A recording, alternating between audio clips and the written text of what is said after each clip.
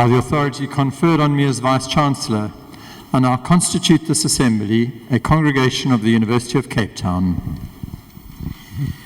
Please stand for the national anthem.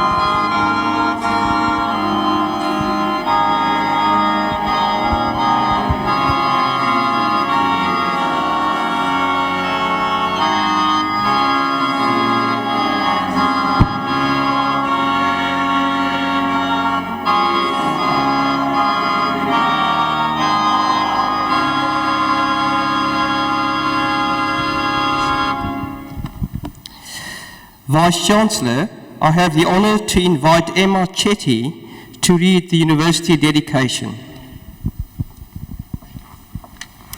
At this time of celebration, we, the members of the University of Cape Town, reaffirm our mission to nurture rational and creative thought and free inquiry, to strive for excellence in teaching and research, to educate for life, and to address the challenges of our society. We undertake to advance these ideals in a spirit of freedom and responsibility and through consultation and debate. We celebrate our founders, benefactors, and predecessors, those who have built the fabric and nourished the values of UCT. To those of you who will graduate today, we wish you courage, wisdom, and purpose. To those who will leave the university to learn and work elsewhere, may you be sustained by those values which unite us here today and advance them in the world beyond. A love of truth and of learning, and of this, our university. Please be seated.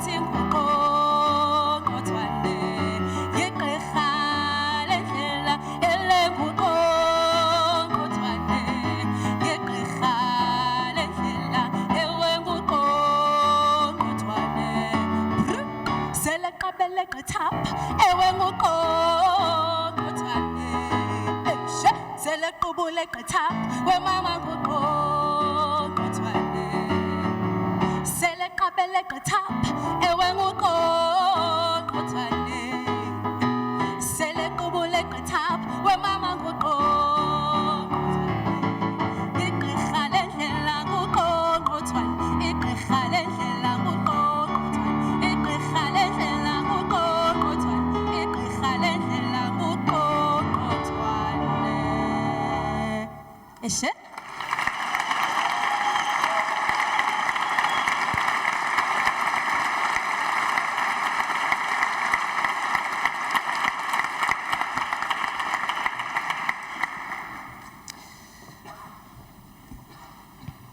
Francois Botha accompanied vocalist Zinzi Nogavu, who sang the click song, a traditional causa song sung at times of celebration.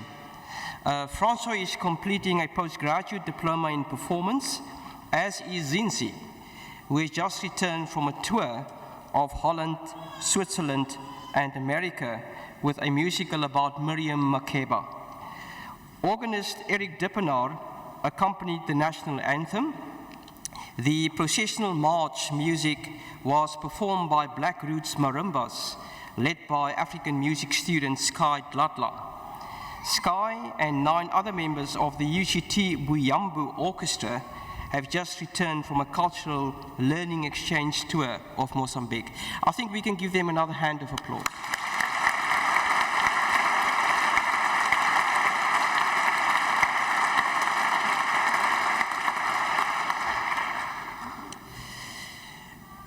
It gives me great pleasure to welcome you all on this auspicious and joyous occasion on behalf of the University of Cape Town.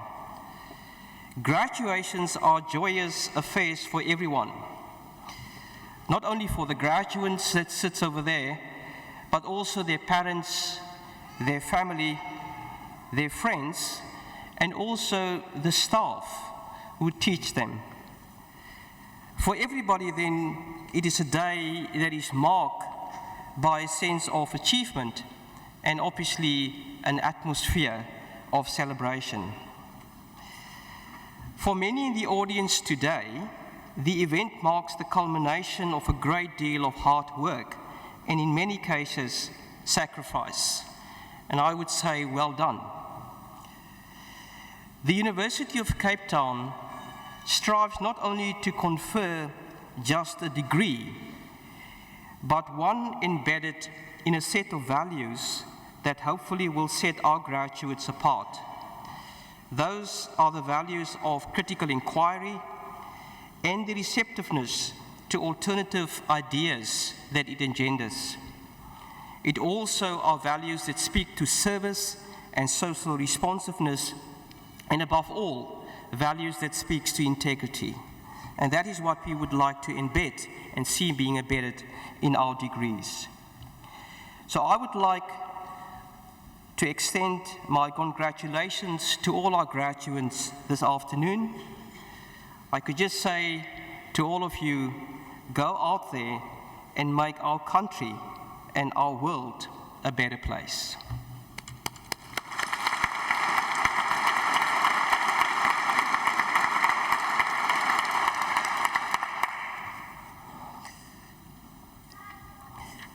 Vice-Chancellor, election to a fellowship is a singular honor recognizing original and significant contributions to knowledge.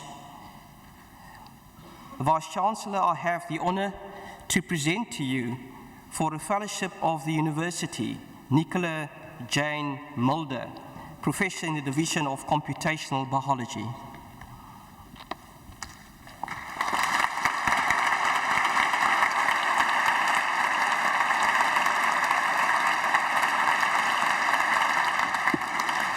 I want to read citation of Nicola Mulder. Nicola Mulder heads the Computational Biology Division in the Department of Integrative Biomedical Sciences at the University of Cape Town and is a full member of the Institute of Infectious Disease and Molecular Medicine. She is the principal investigator for the H3A BioNet, a Pan-African bioinformatics network for the Human Heredity and Health in Africa program, and holds a B3 rating from the National Research Foundation, which attests to her international standing in the field of bioinformatics. Over the past 10 years, Nicola has published more than 70 papers. In 2014, she was named as one of just 6 African scientists on the Thomson Reuters highly cited list, which identifies scientists who ranks among the top 1% most cited for this subject. That year, she was named as one of the world's most influential scientific minds of 2014. Importantly, Mulder made the Thomson Reuters list again in 2015, being included amongst an even smaller group of scientists from Africa. Nicola Mulder's most important contributions have been in the development of new bioinformatic tools for the scientific community and application of these in infectious disease research. Mulder's research group has identified some of the gaps generated by big data in the biomedical sciences and has developed methods and tools to fill them. In addition to developing these tools, she has also applied these and other tools to research in human diseases. As an example, she has generated interaction networks for Mycobacterium tuberculosis and the human host to identify key proteins and potential drug targets in the turbocycle bacillus and to predict host pathogen interaction in order to refine the drug targets. Vice Chancellor, I have therefore the honor to invite you to award the Fellowship of the University to Nicola Jane Mulder.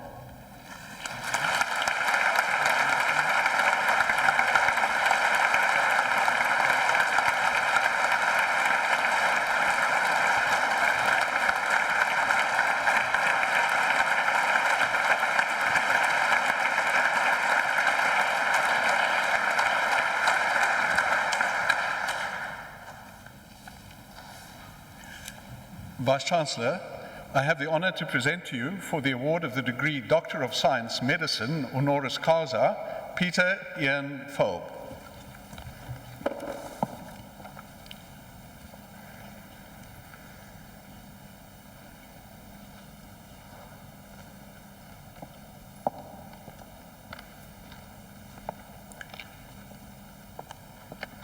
What is the essence of being a doctor? It is, Jacob Needleman tells us, a blending within the human psyche of knowledge and love, a balance between mind and heart, between scientific detachment and compassionate engagement in the suffering of fellow human beings. These elements are indeed so mixed in Peter Folb that nature might stand up and say, he is truly a physician. All his life, he combined his devotion to science and his love of people to advance health and well-being in this country and all over the world. He frequently climbed Table Mountain, often with a sketchbook or camera in hand, and his enjoyment of the vistas from the top of Table Mountain symbolizes his scientific farsightedness, which has enabled him to spur many advances of global significance.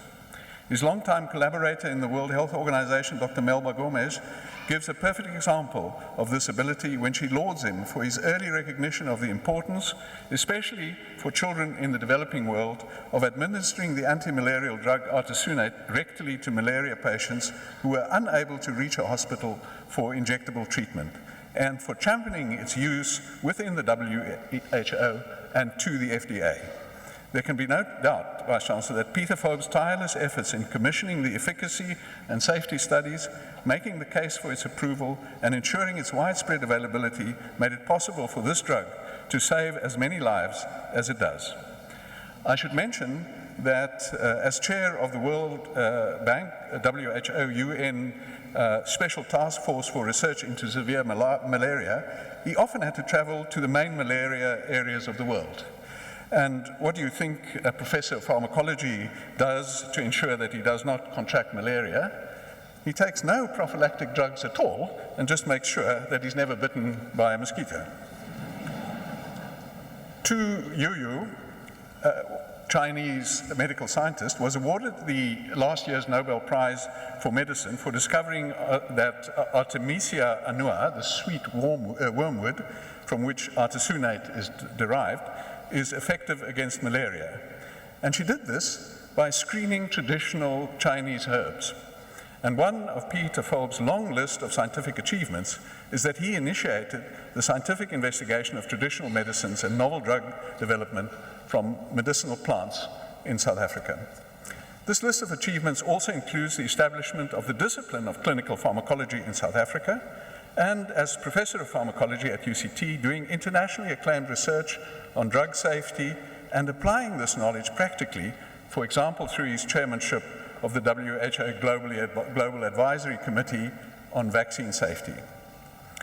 His lists of achievements further include being a world leader in the regulation of drugs in developing countries and in ensuring public confidence in medicines, which is, of course, a vital ingredient of any public health system.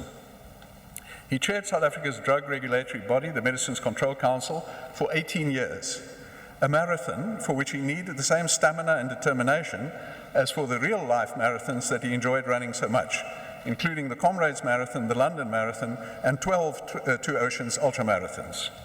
His final act as the MCC chair was to stand firm, despite huge political pressure, against further human trials on Virodine, purported to be a new AIDS drug, but in fact nothing more than a toxic solvent. He was removed from the MCC for his troubles, which he wears as a badge of honor. This principled approach surprised no one.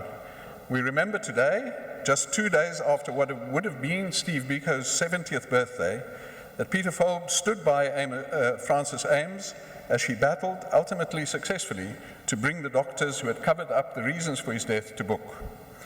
His concern for truth and justice is further exemplified by the fact that he served as scientific consultant to the South African Truth and Reconciliation Commission during 1997 to 1999, and was, with his two co-investigators, responsible for the comprehensive unraveling of the apartheid-era chemical and biological warfare program.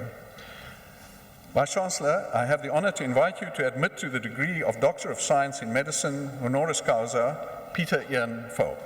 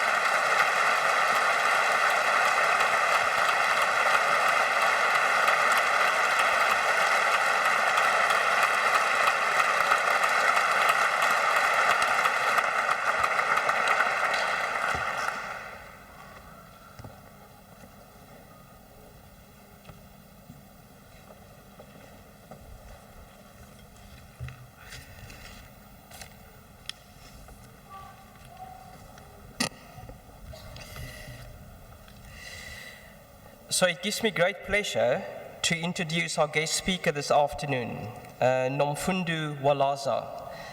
Nomfundo Walaza is currently the Executive Director of Peace Systems and an Acting Director of Inyathelo, the South African Institute for Advancement. She is former Chief Executive Officer of the Desmond Tutu Peace Center and former Executive Director of the Trauma Center for Survivors of Violence and Torture in Cape Town. Nomfundo is a registered clinical psychologist, and she obtained a clinical master's degree from this very university, University of Cape Town. Nomfundo has an extensive track record of engagement in human rights and peace-building processes.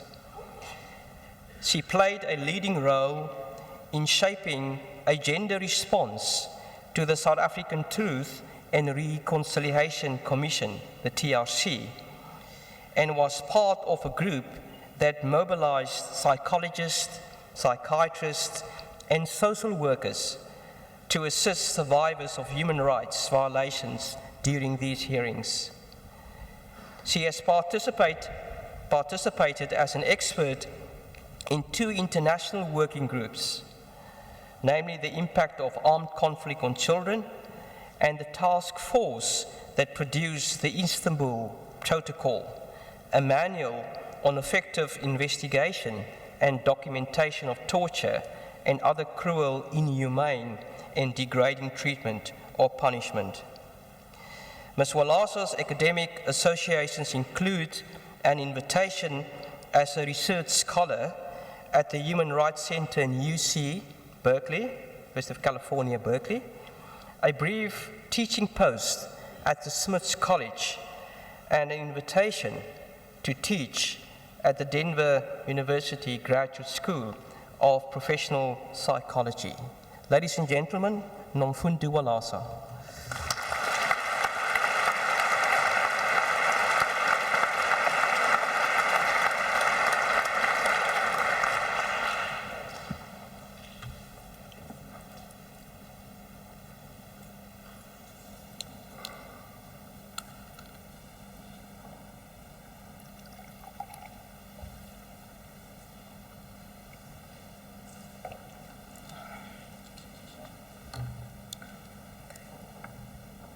Thank you very much, Program Director, for the kind introduction. Chair of Council, Vice Chancellor Dr. Price, SRC Representative Ms. Emma Chetty, academic staff, parents, and most importantly, graduating students, ladies and gentlemen. It is indeed a great honor and a privilege to have been asked by Dr. Price to deliver this address today. I know that my grandmother, Adelaide Lele Walaza, who more than anyone valued the importance of my education, would be very proud today. I also know that Professor Frances Ames, the first woman who received a Doctor of Medicine degree from this very university in 1964, who mentored and guided me at a critical time of my academic and professional development, would be equally proud. I stand proudly upon their shoulders today. In his powerful novel, Inqumbo Yeminyanya, published in 1940 and later translated into English and published in 1980 as The Wrath of the Earth, The Wrath of the Ancestors, A.C. Jordan, the first Black African to receive a doctoral degree at UCT in 1956, offers these wise counsel. In the spirit of a decolonized university, I implore you to listen carefully to those words, even though some of you may not understand them as yet. Mampondo mise, xa kunje makuthethe thina bothambo dala kade bemnqonqotha, thina bodiza dala kade bemkhwahlaza, thina bongxabane. I intentionally want these words to linger and echo without translation until I come back to them at an end of my talk. As I stand here, I'm reminded of the day that I once sat where you are, and it gives me pause to reflect on the myriad of experiences that shaped my life as a UCT student more than 3 decades ago and led me to where I am today. I stand here feeling very proud to be a member of this community. I also feel very proud that this university has managed to get to this point in spite of the challenges experienced with various protests and disruptions this year. We have to commend you, esteemed graduates, for passing these exams in a context that was, for most of you, highly charged and traumatic. I believe it is because of your insatiable thirst to better yourselves and your desire to best serve our country that you have prevailed against such odds.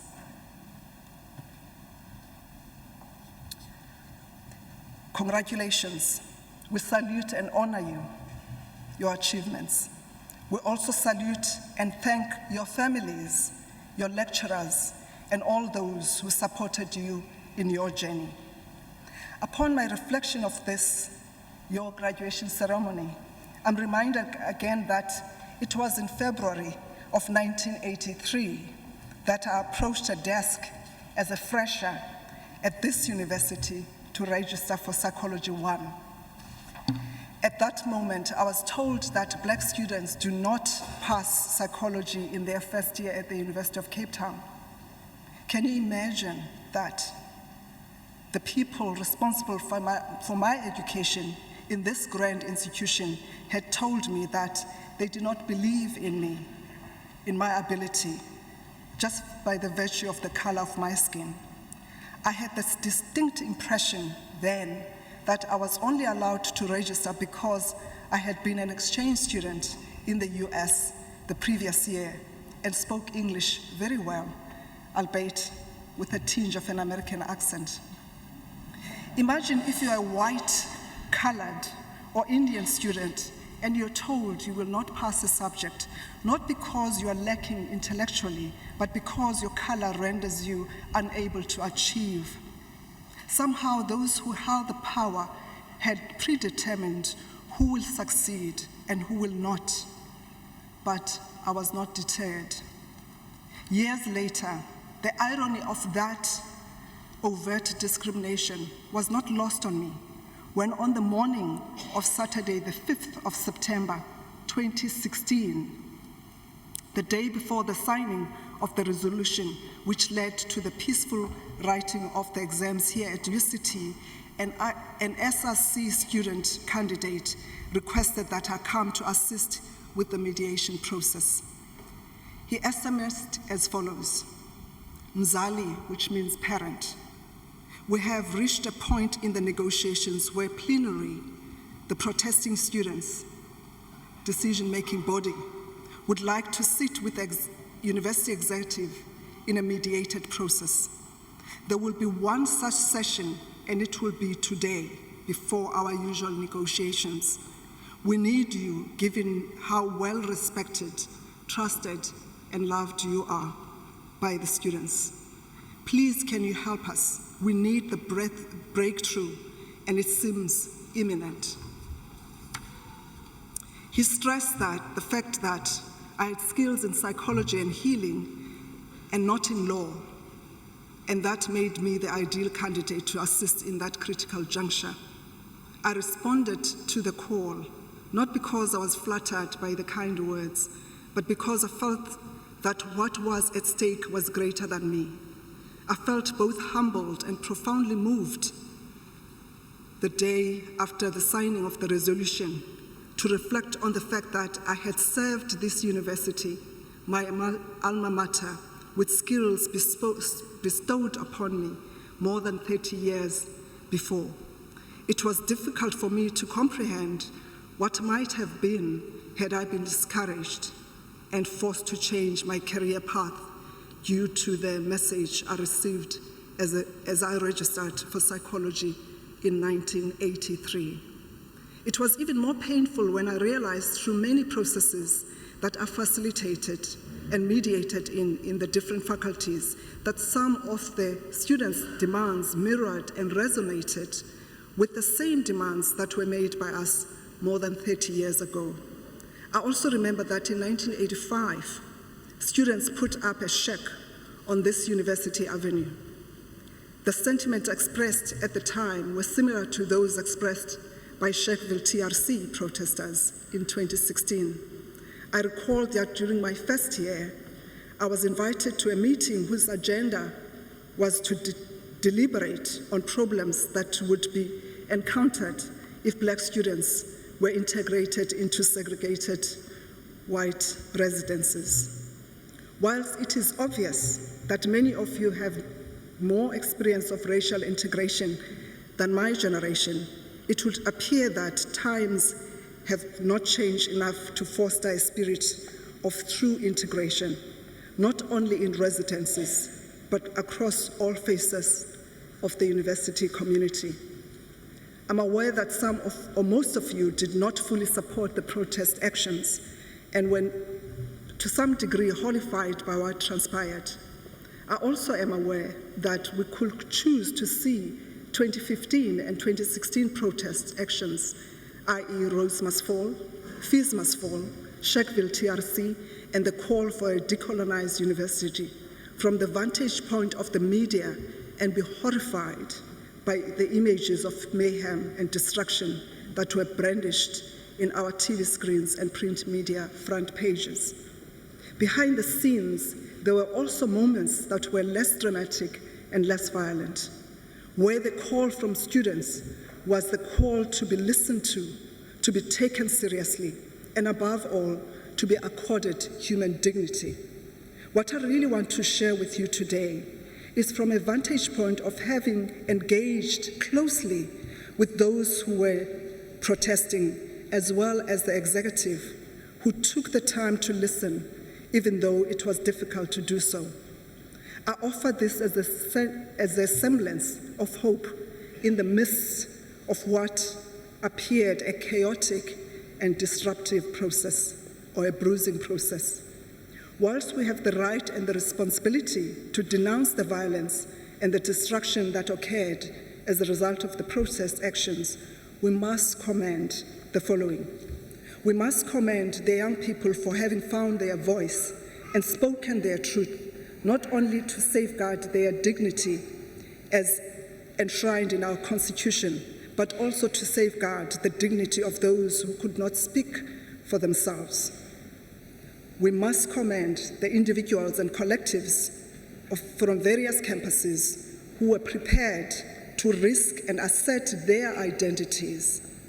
I heard students reveal who they really are and demand the acknowledgement and recognition of the different bodies that belong to this university community. We must commend the individuals and the collectives who were prepared to shoulder the responsibility to open debates that would help this institution transform its culture and practice in order to create an inclusive and respectful environment for all. We must commend the individuals and collectives who selflessly and clearly articulated their needs in a way that laid the ground for the creation of a platform for the entire university to begin the long conversations, the long overdue conversations that are so sorely needed. So, here you are today, and whilst it has been at times a difficult and painful journey, we should be grateful that issues that would have festered and lingered for years have been named and brought to the fore to be addressed so that the evils of the past will not haunt future generations. At this point, I want to leave you with some of the values that have sustained me during challenging times, both as a student at this institution and those that have helped me live my dream of being a psychologist, a mediator, and a peace builder.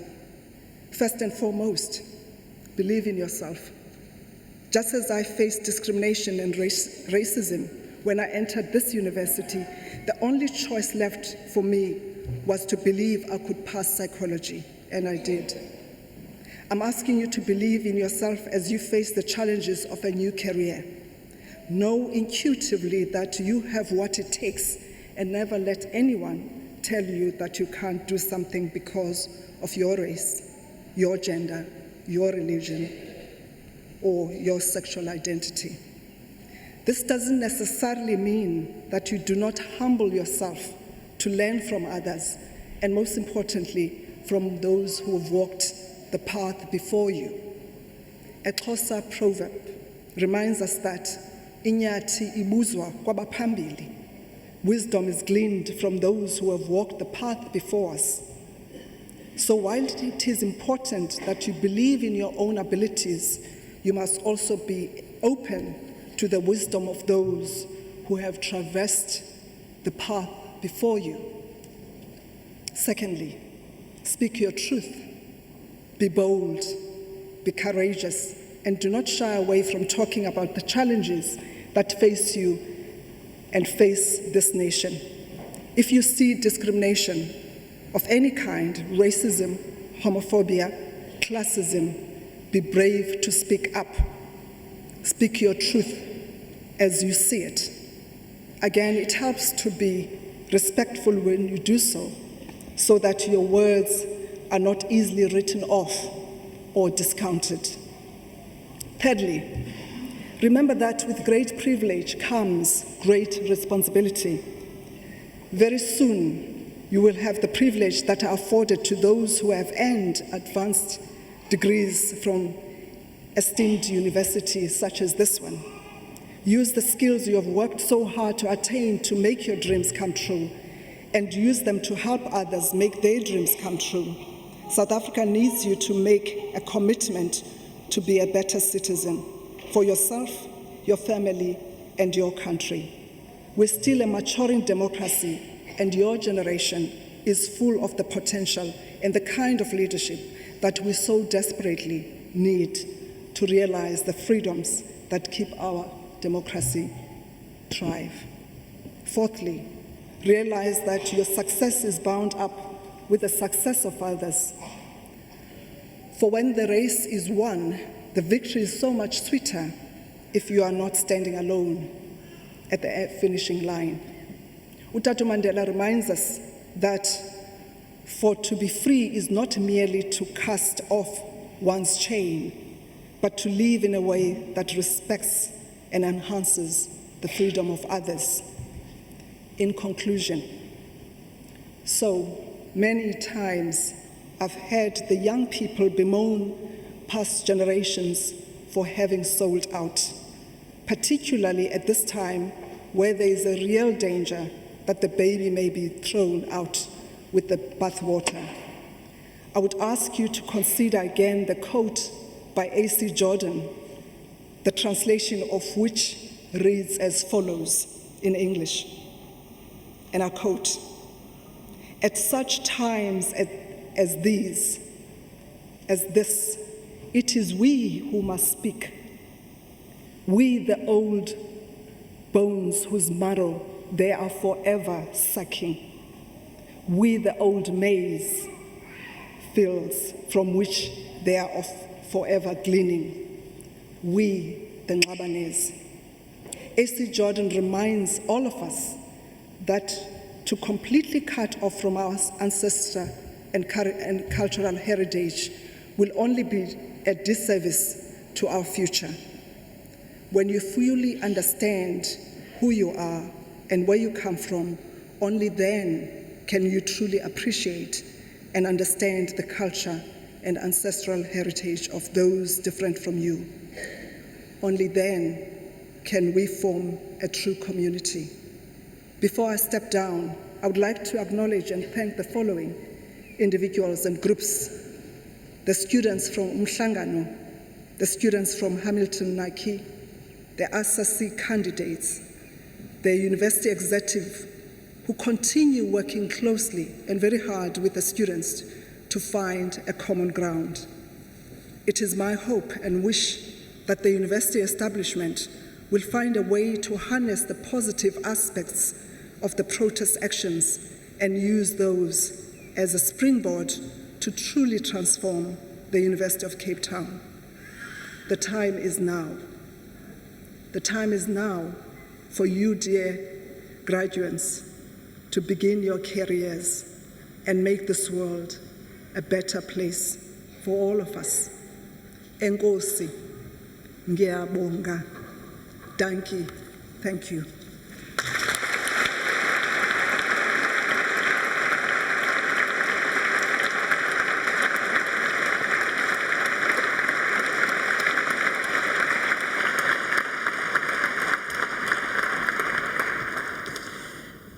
Thank you very much, Nomfundo, for that remarkable message. Not a message only for our graduates, but also for the audience. Going back to the experience that you had here at UCT and the learnings that you tap into that, together with the sort of value set that you leave behind for our graduates, most of all, that they should believe in themselves, and also to make sure that they take others along on their path. So thank you very much indeed.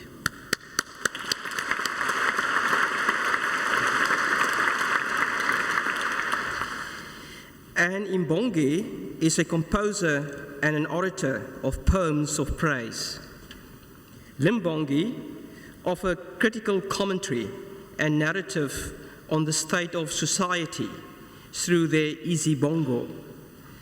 Here to offer a poem of praise and Imbongo in honor of the graduates, their families, and teachers is artist and UCT music education student Noliswa Sampi Mzungwela, whose stage name is Sange.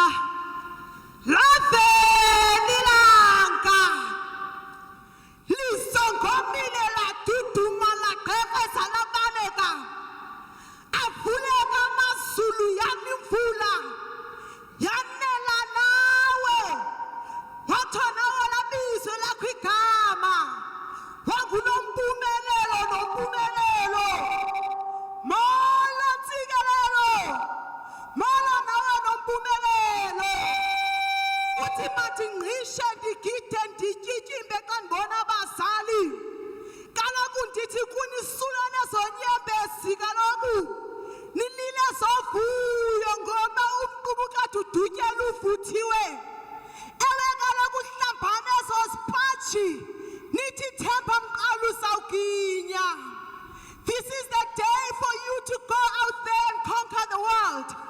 Do not disappoint us. Do not disappoint us, for you are made out of love. Have compassion and love to the nations.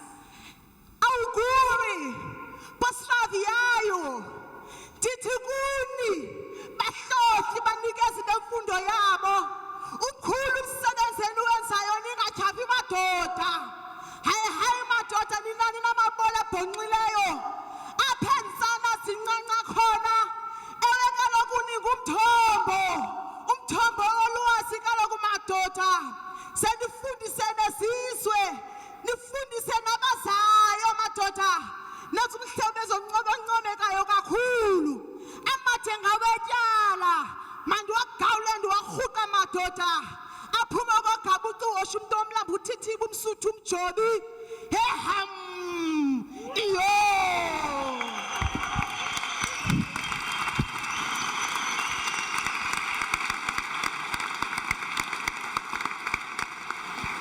Thank you very much to the Sibongi. I think we can give her another hand of applause. Thank you.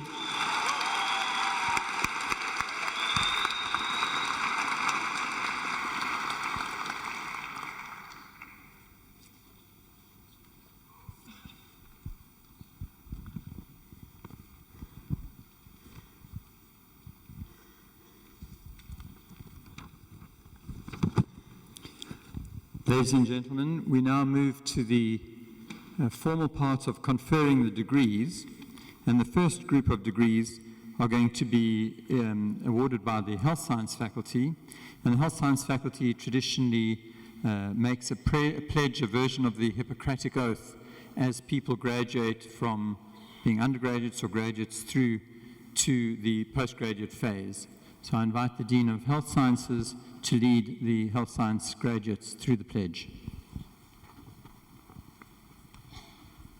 I hereby invite the health sciences graduates and members of the health sciences profession to join me in saying the health sciences declaration. It is to be found in your program booklets. I solemnly pledge. Just stand up. If we can ask Health science graduates, please stand up.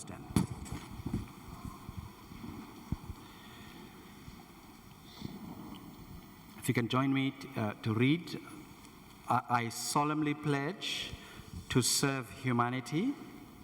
My most important considerations will be the health of patients and the health of their communities.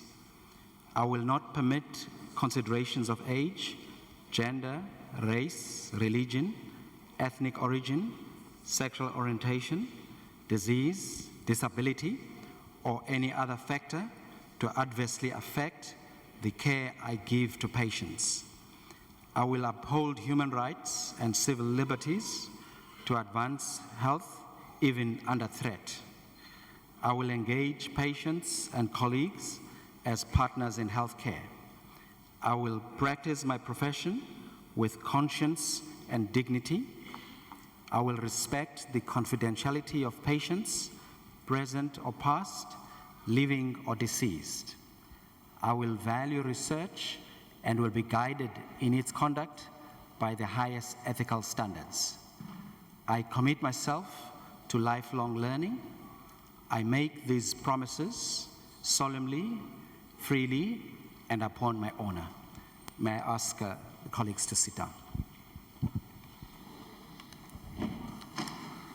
By virtue of the authority conferred upon me, I will now admit to the degrees specified the candidates who are recorded in the program as graduating in absentia. I shall now admit to the degrees specified the candidates to be presented to me by the various deans of faculties.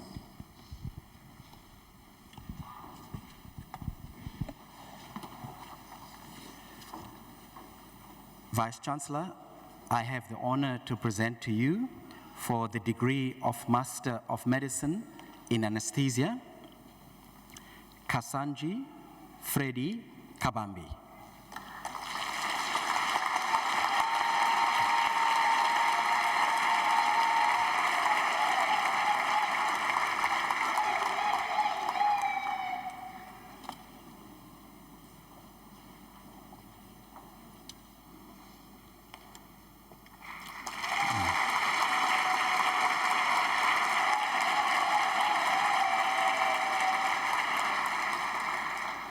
Tanya Pretorius.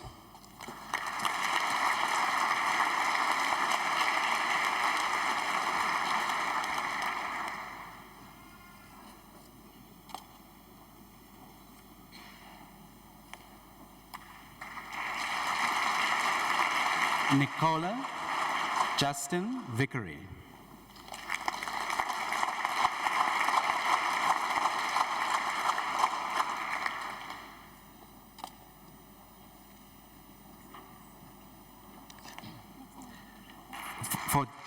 For the degree of Master of Medicine in Family Medicine, Colleen Jean Bradfield Hiscock.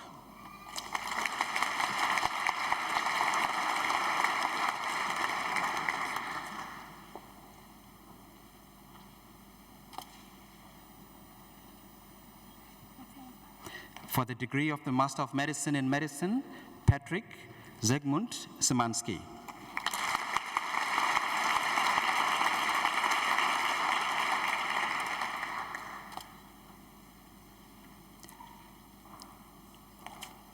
For the degree of Master of Medicine in Obstetrics and Gynecology, Kim Renate Sontang.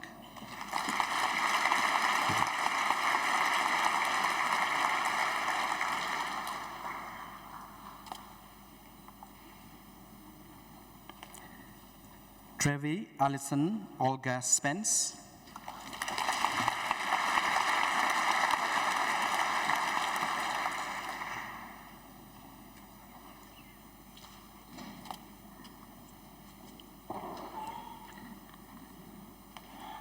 For the degree of Master of Medicine in Plastic and Reconstructive Surgery, Gary dos Passos.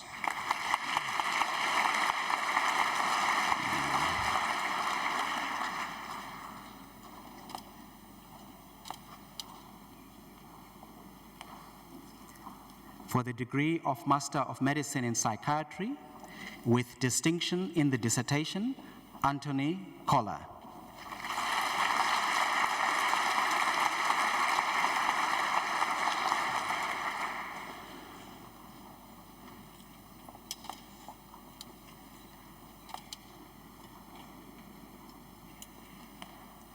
With distinction in the dissertation, Jonathan Allen Stark.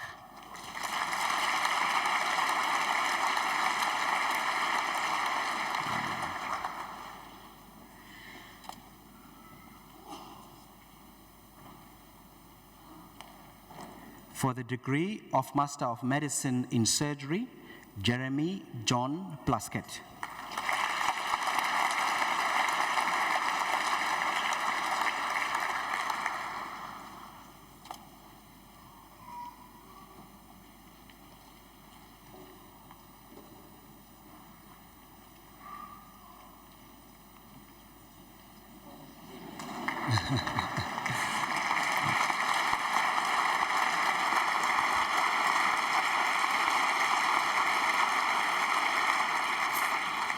For the degree of Master of Philosophy in Disability Studies, Ikechuku Joseph Nwanze.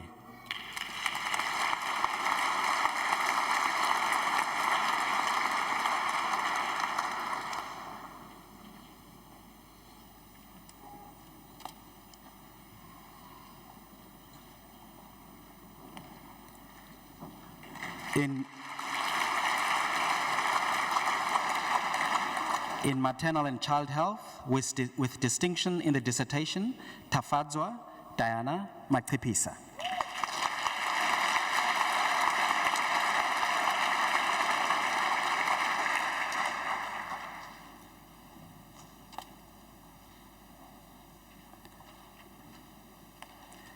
In nephrology, Jashira Naidu.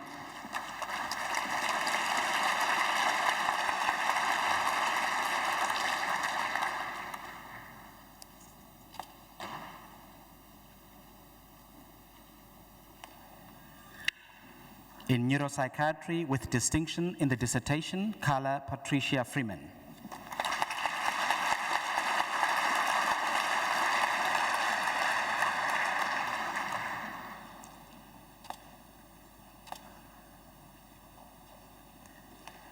In pediatric infectious diseases, with distinction in the dissertation, Harsha Lochen.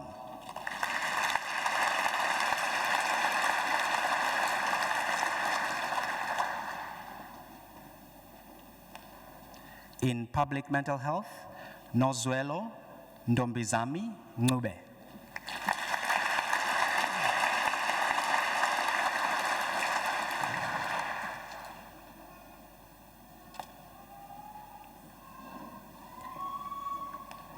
For the degree of Master of Philosophy in Emergency Medicine in Clinical Emergency Care, Michael Suna.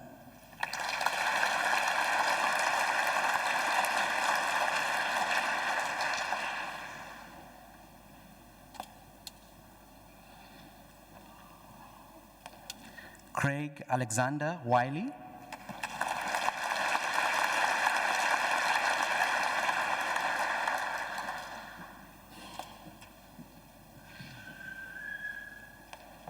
For the degree of Master of Philosophy in Clinical Pharmacology, Terry Lynn Sellis.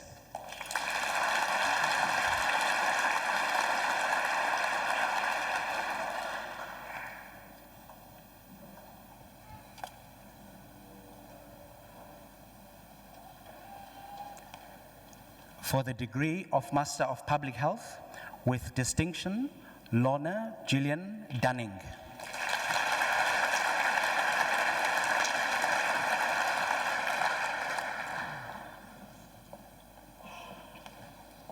Lelani Hobane.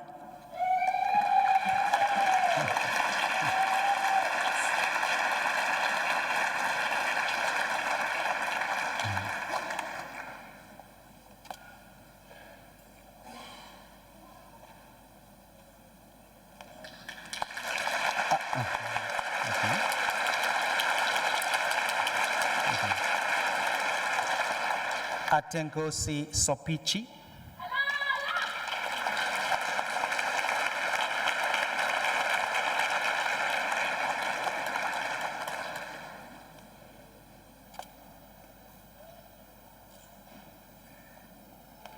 In Community Eye Health, with distinction in the dissertation, Dinesh Kaple.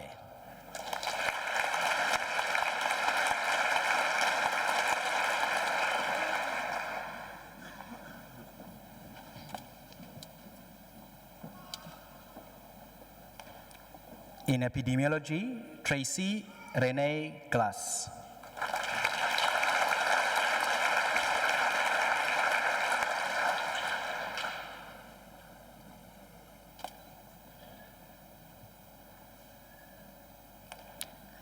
With distinction in the dissertation, Victoria Oluwatoyin Iyun.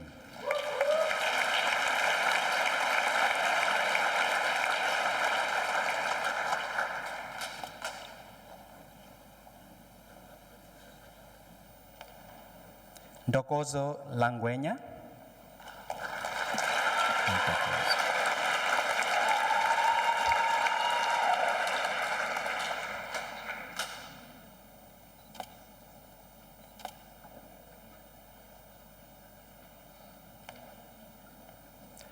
Priscilla Ruvimbo Tsondai.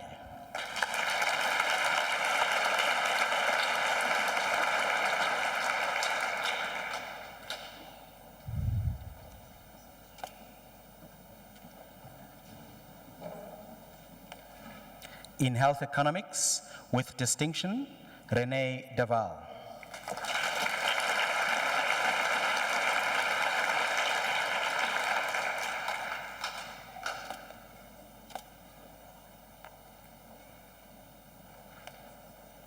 Brenda Nakimuli.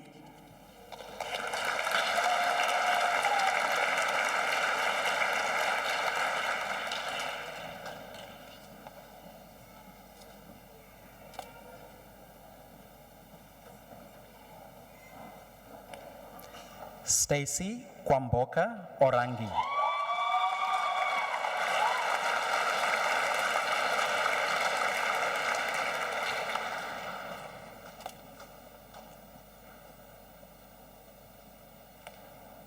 In health systems with distinction in the dissertation, Ejimen Zwama.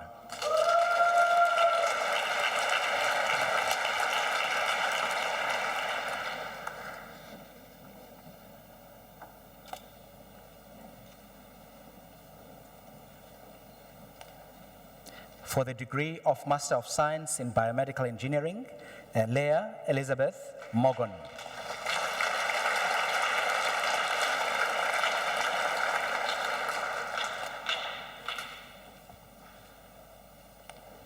For the degree of Master of Science in Medicine in Exercise Science, with distinction, David Alexander John Leith.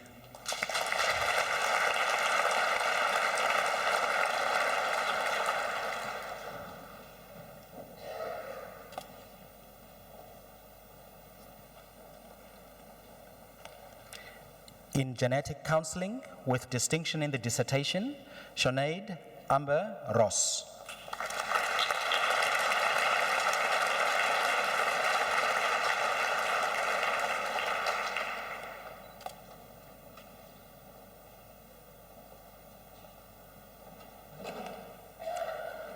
In Human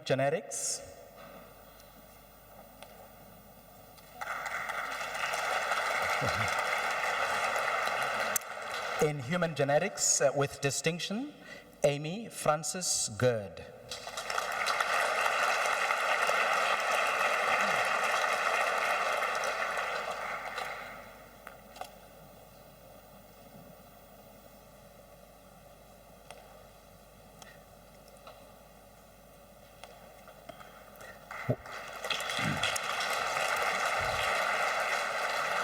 With distinction, Teresa Ruppelt.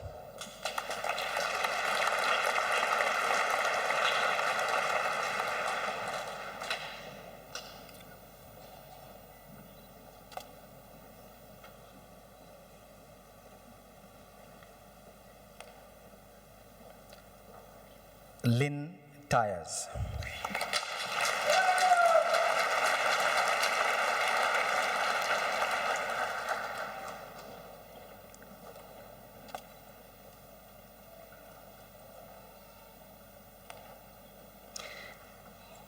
In medical biochemistry, Kim Tamara Gerwitz.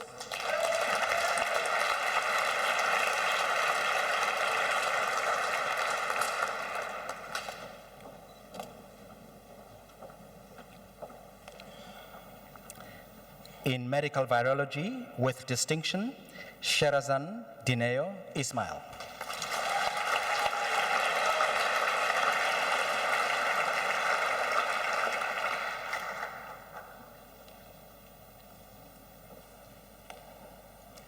In medicine, Robin Marie Rodenbach.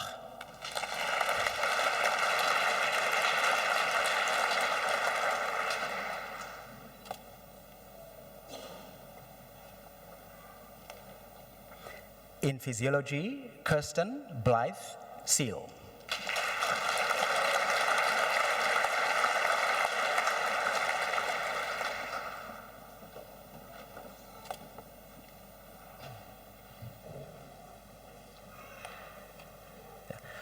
For the degree of Master of Science in Occupational Therapy, with distinction, Robin Jess Meisner.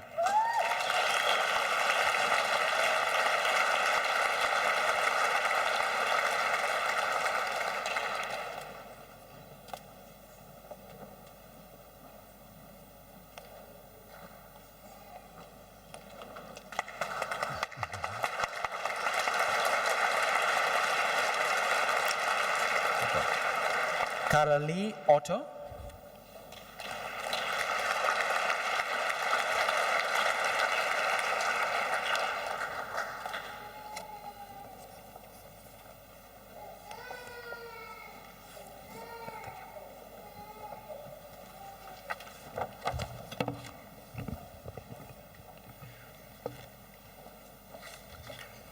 Vice Chancellor, I have the honor to present to you, for the degree of Master of Philosophy in Climate Change and Development, Molly Scott McMahon.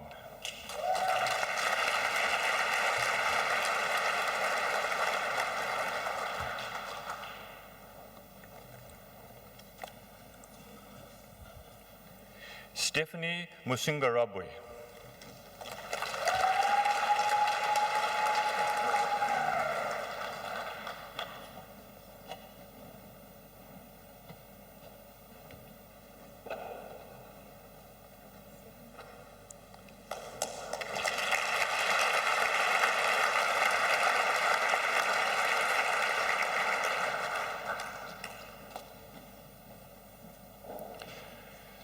In Environment, Society and Sustainability, Emmanuel Mogenda.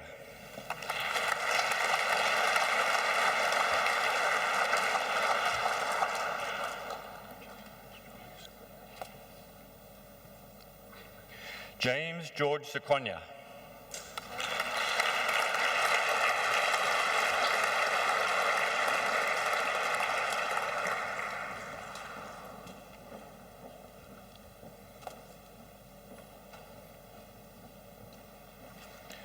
Bothwell Wacky.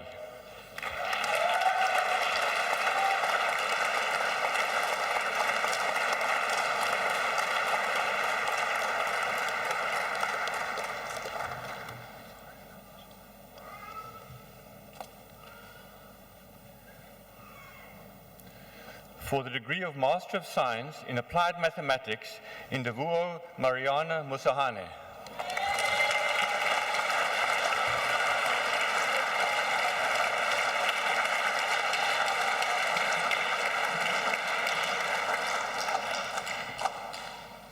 In Archaeology, with distinction, Madeline Ray Chu.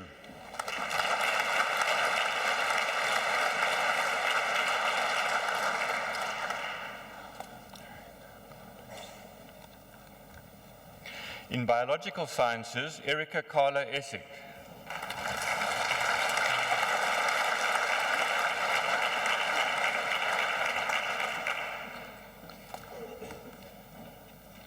In chemistry, Stefan Jason Benjamin.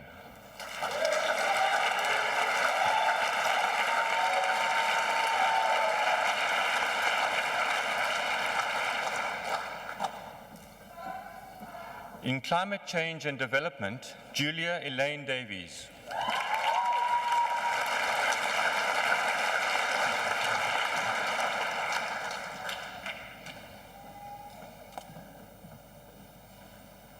In computer science, Tresor Vangu Mvumbi.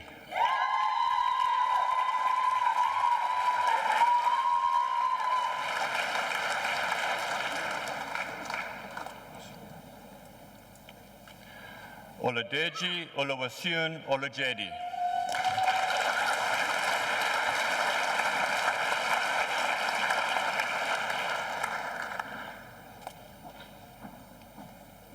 In decision sciences and analytics, Benisha Janti Laku Lala.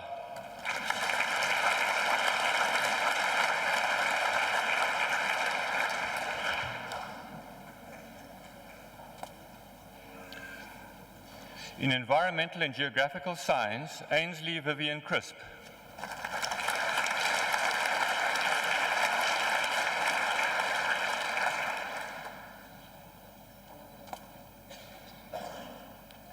Sheldon Earl Husselman.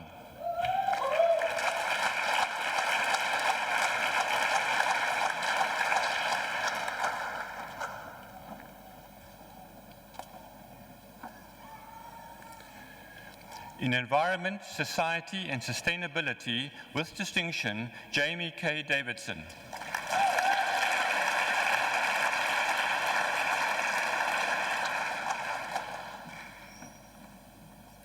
Liani de Vries.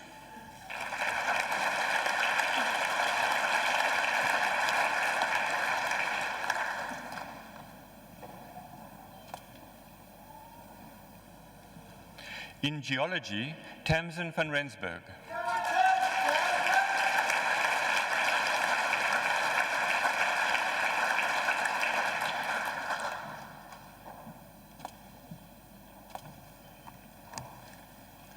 In information technology, Anish Kalan.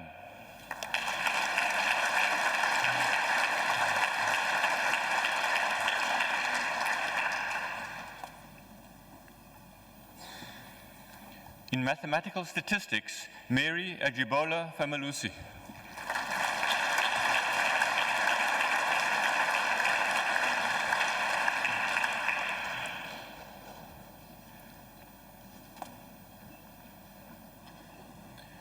In molecular and cell biology, with distinction, Romana de Jesus de Rosario Yanez.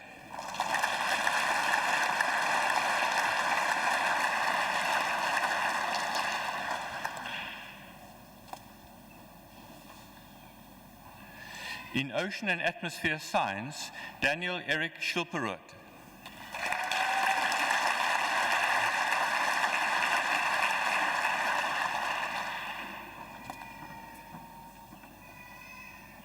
In ocean and climate science, Ramocheng Sakya Rapolaki.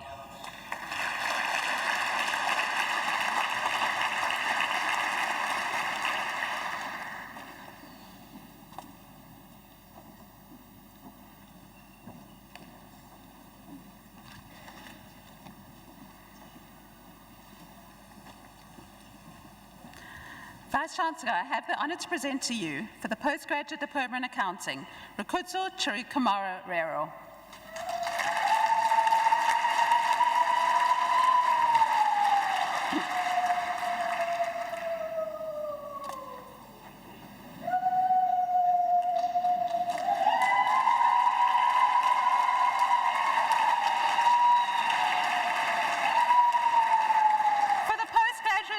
Management and in Business and Systems Analysis, Eric Van Sensi.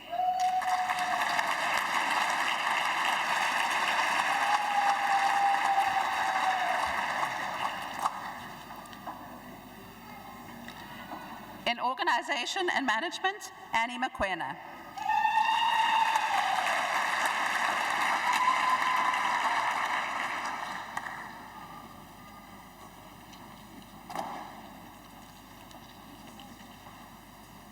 For the degree of Bachelor of Commerce Honours in Financial Analysis and Portfolio Management, Roland Nobiga Rima.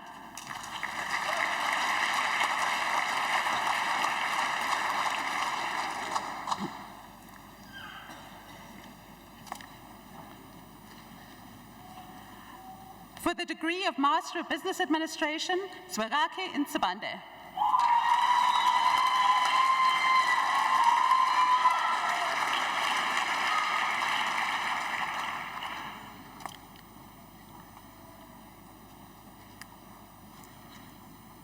For the degree of Master of Business Science and Marketing, Tendai Ramona Mbumbwa.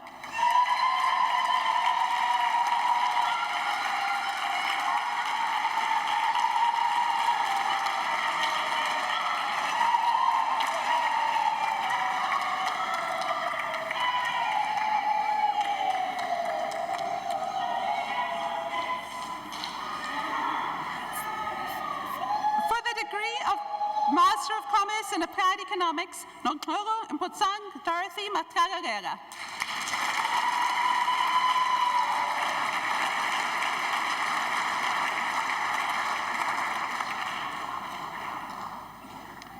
In Development Finance, Godfrey Kapengere.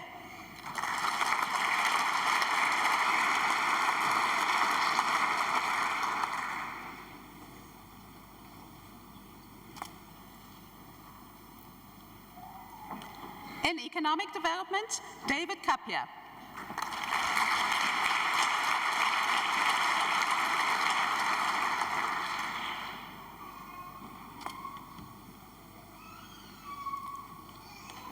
Tembakire Ashley Tara.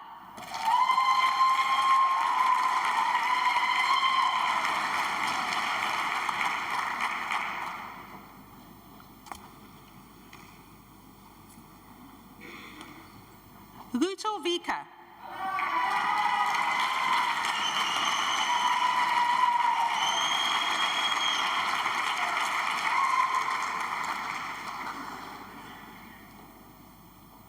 In Finance, Wilfred Moyo.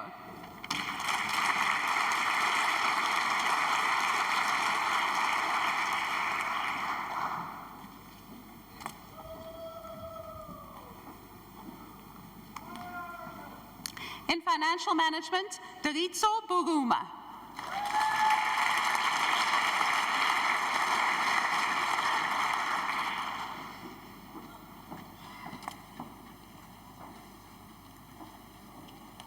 Brian Grimmer.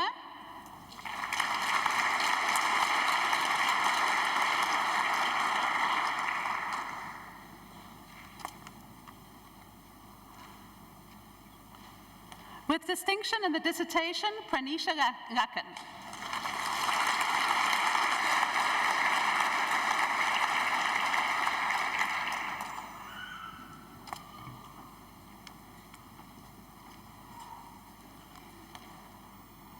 In Financial and Risk Management, Gertrude Hararero Tsumake.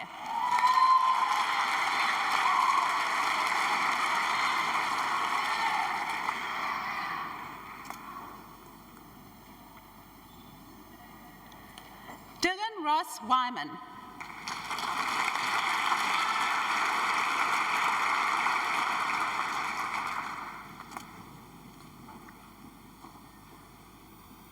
In Information Systems, with distinction in the dissertation and the degree with distinction, Adedorapo Ogawabu Kodonga Akin Adetoro.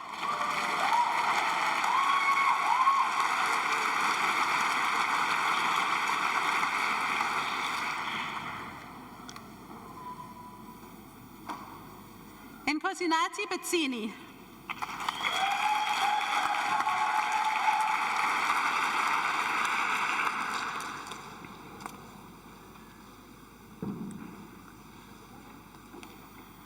Flora J.C. Kondare.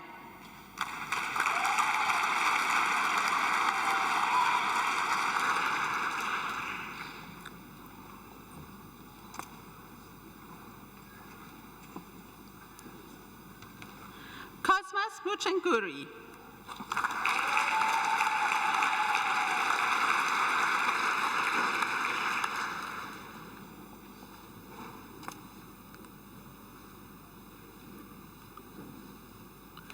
distinction in the dissertation, Edwin Wanjongo.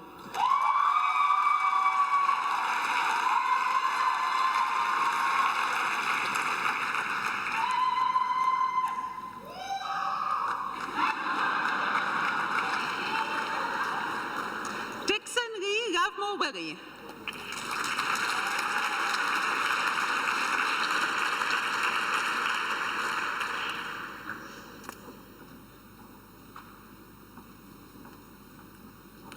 In management practice, Rubabaro Stamere.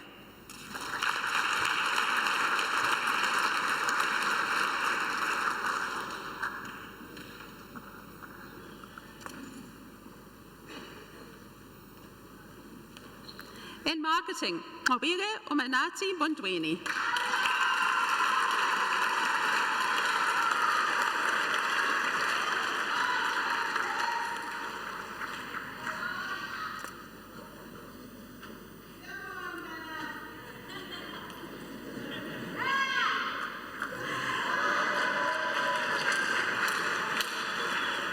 In South African taxation, Mickey Brooks.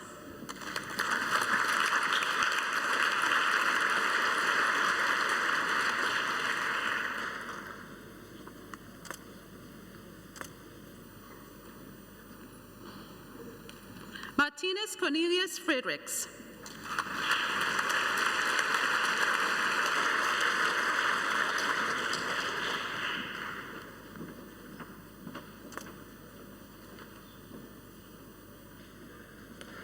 Leanne Jewell.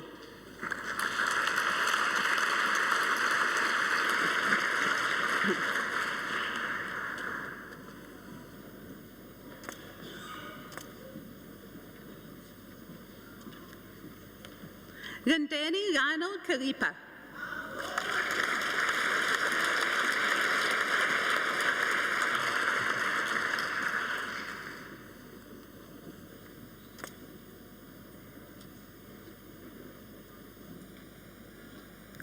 Arenda Grin Langenhoven.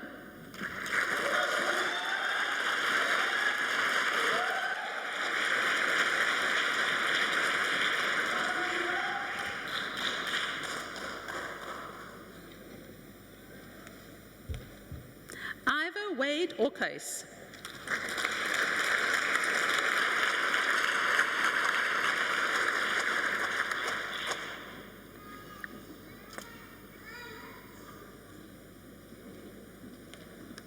Dustin Wade Rebello.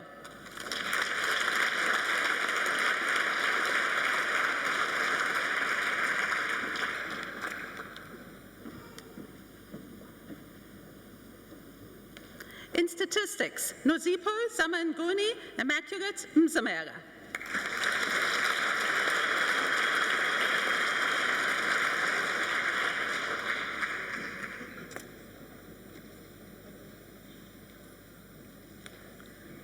In taxation, Noel Arnold Bugan.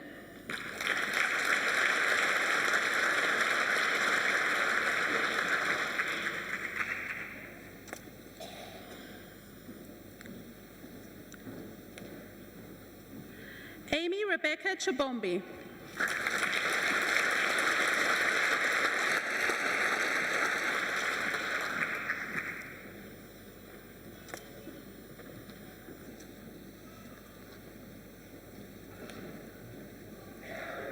For the degree of Master of Philosophy in Development, Policy and Practice, Nkere Gerald Skozana.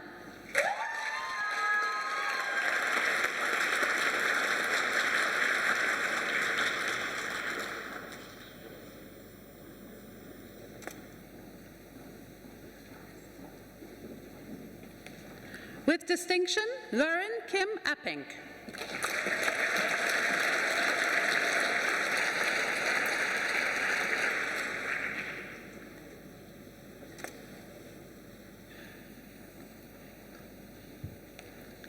In inclusive innovation, Francois George Petusis.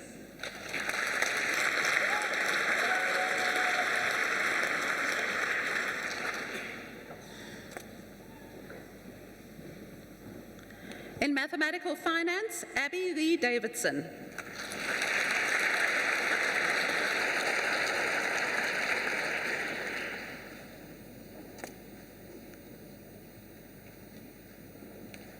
Evan Peter Neville Jackson.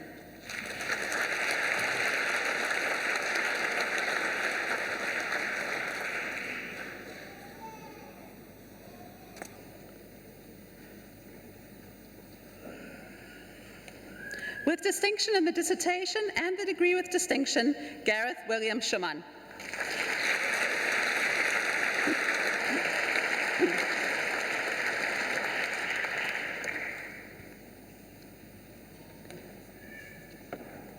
In people management, Vivian Kapusambo.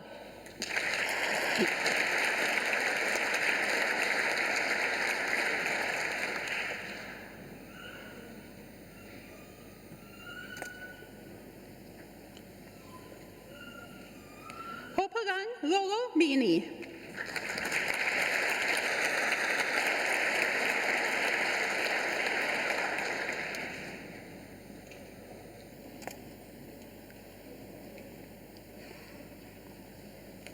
Annika Putter.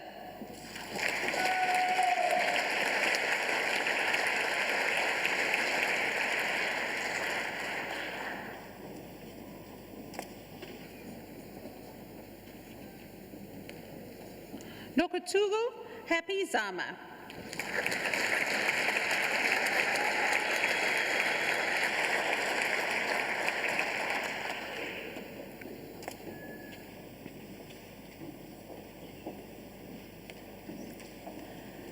For the degree of Doctor of Philosophy in Business Administration, for a thesis which identifies through a comparative case study of Kenya and South Africa the institutional factors inhibiting Parliament from fulfilling its crucial role in the ICT sector reform that is essential for social and economic development, Cecilia Rodo Matanga.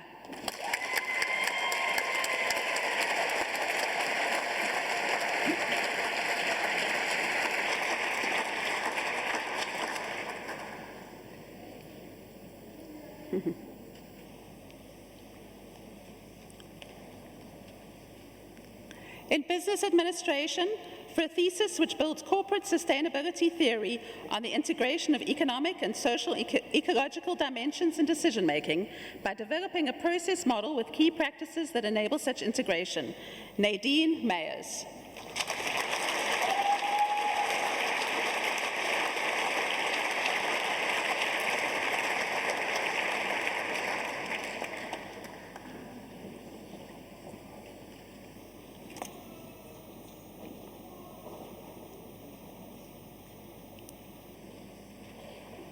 In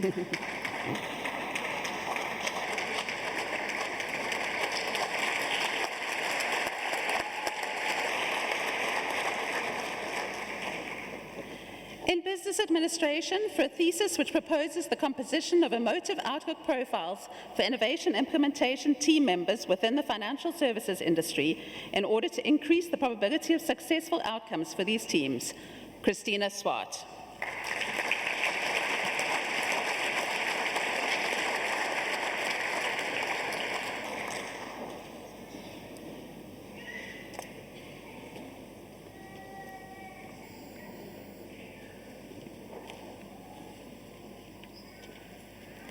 In economics, for a thesis which investigates the development of financial innovations in sub-Saharan Africa, their effect on money demand and household consumer behavior, with specific emphasis on a new technology, namely mobile money, Elizabeth Nakakito Kazekende.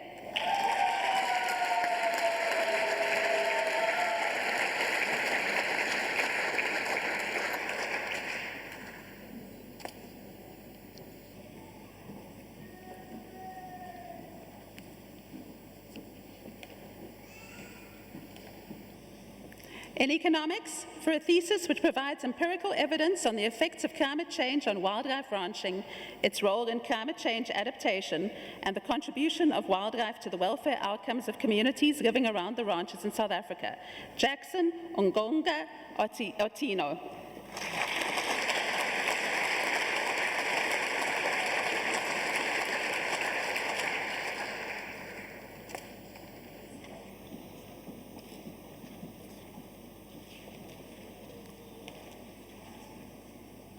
In information systems, For a thesis which investigates the failure of a public-private partnership IT service delivery project in a South African government department, Renee Winifred Albertus.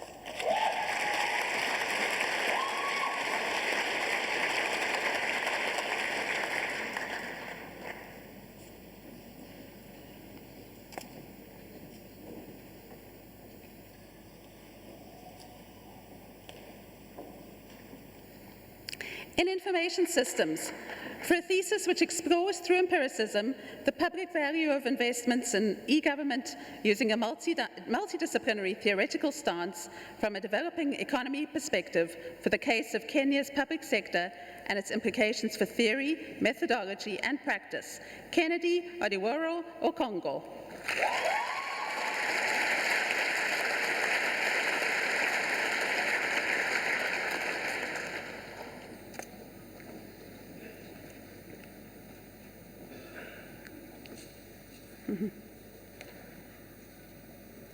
In information systems, for a thesis which develops a descriptive and explanatory theory to explain the systemic and interrelated nature of enterprise resource planning implementation challenges and coping mechanisms, thereby providing both researchers and practitioners with a holistic interpretation of the implementation process. Hiranjali Ramburn Gopal.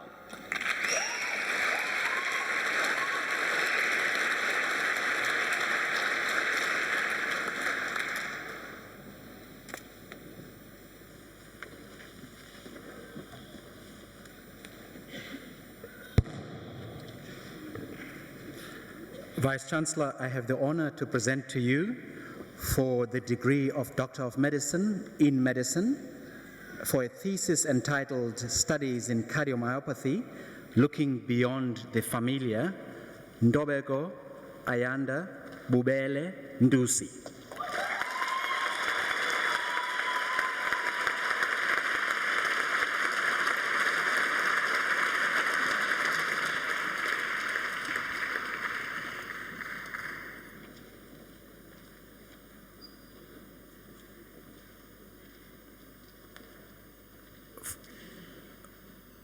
For the degree of Doctor of Philosophy in Anatomical Pathology, for a thesis which determines the association between microRNA expression levels and epithelial mesenchymal transition in colorectal cancer and correlates these data with clinical pathologic features. Annelisa Jaka.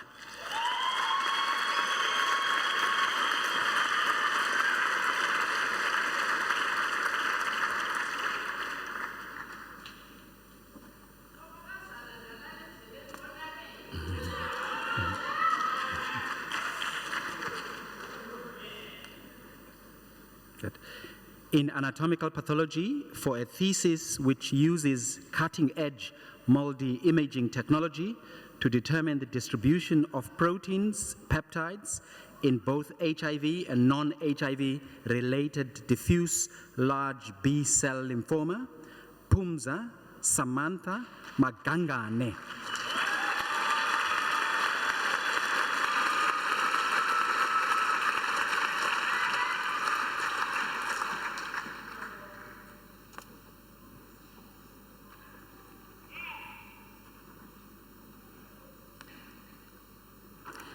In anatomy, for a thesis which describes how three-dimensional statistical analyses of the various cranial and post-cranial skeletal elements can assist with identification of unknown individuals by identifying sex and ancestry affiliation, Petra Maas.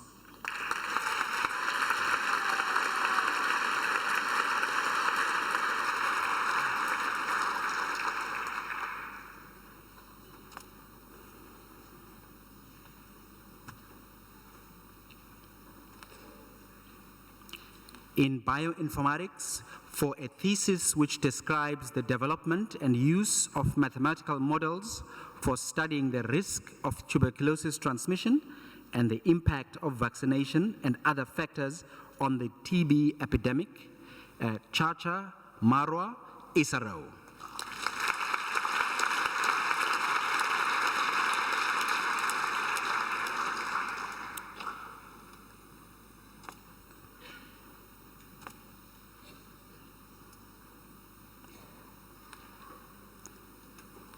in biomedical engineering for a thesis which aims to set up, implement, refine, and optimize the mega special magnetic resonance spectroscopy sequence for robust measurement of GABA, thereby facilitating investigation of cognitive deficits associated with several neurological diseases and disorders. Muhammad Gulamabas Saleh.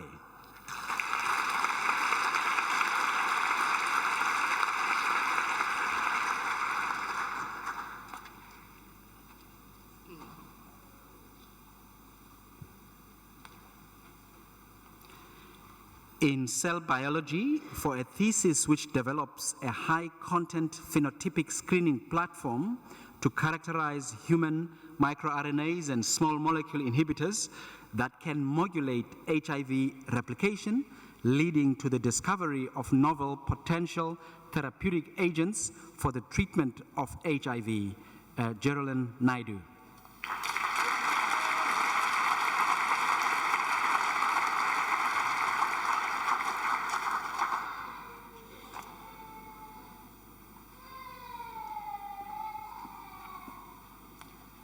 In clinical pharmacology, for a thesis which describes the development of assays for measuring hemoglobin, free heme, and hemozoin in malaria parasites, and uses these assays to probe both clinical and experimental antimalarials to provide new insights into their mechanisms of action.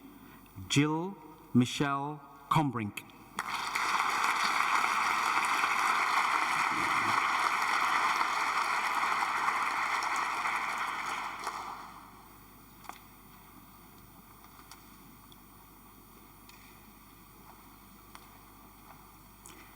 In clinical science and immunology, for a thesis which reports the genomic variability and drug susceptibility profiles of drug-resistant Mycobacterium tuberculosis isolates and host transcriptomic profiling in tuberculous cavities obtained from surgically explanted human lungs.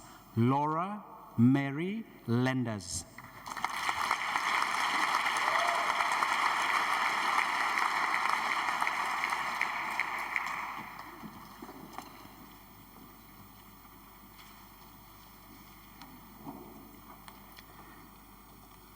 In exercise science, for a thesis which develops and validates a novel, inexpensive test of cardiorespiratory fitness designed to accurately measure the fitness levels of males and females of varying ages and levels of physical activity, Lynette Huchu.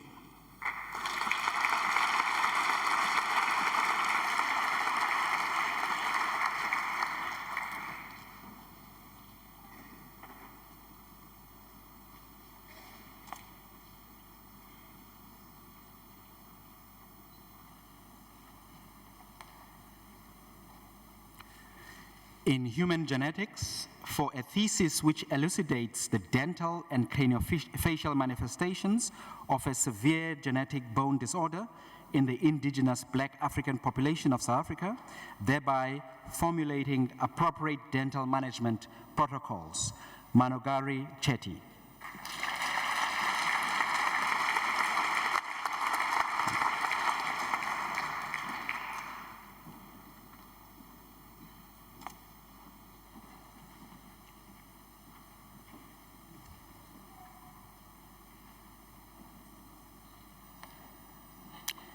In human genetics, for a thesis which investigates genomic variants associated with fetal hemoglobin in sickle cell disease, elucidates the microRNA-mediated regulation of fetal hemoglobin in response to hydroxyurea treatment, and studies the population frequency of sickle cell disease in Southern Africa, Dineo Gift Pule.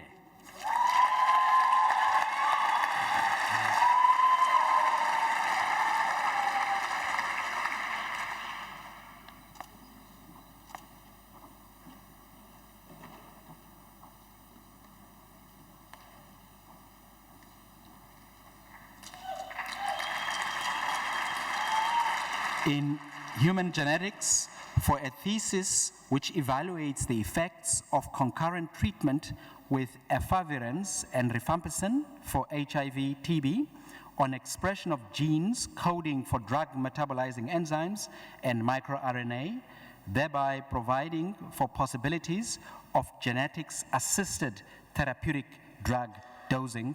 Mariliz Swart.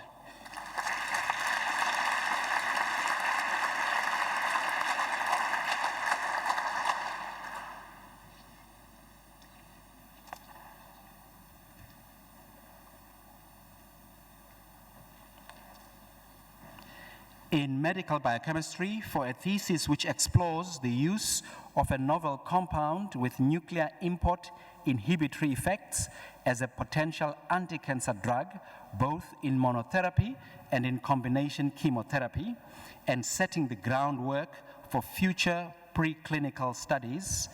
Rupin Alicia Chi.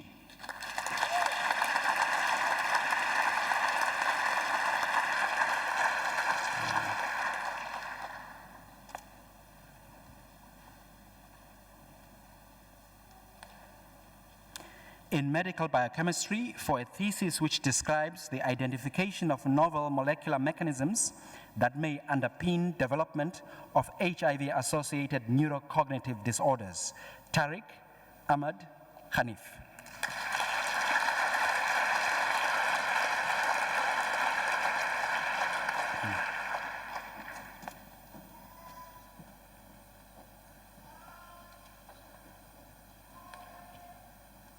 In medical biochemistry for a thesis which investigates the binding properties of a novel small molecule inhibitor with anti-cancer activity against a nuclear import protein that is highly expressed in cancer cells. Erin Louise Stradom.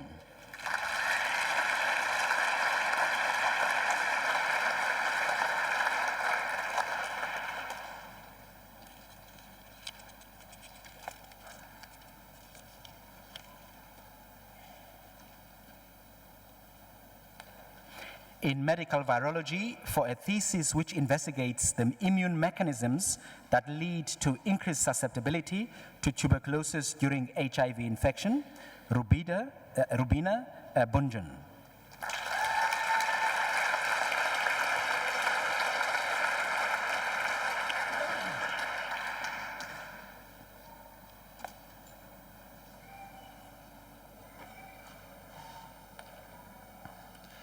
In medical virology for a thesis which presents the development of safe and immunogenic human HIV-1 vaccines using modified strains of the established tuberculosis vaccine, Bacillus calmette-guerin. Shivan Chetty.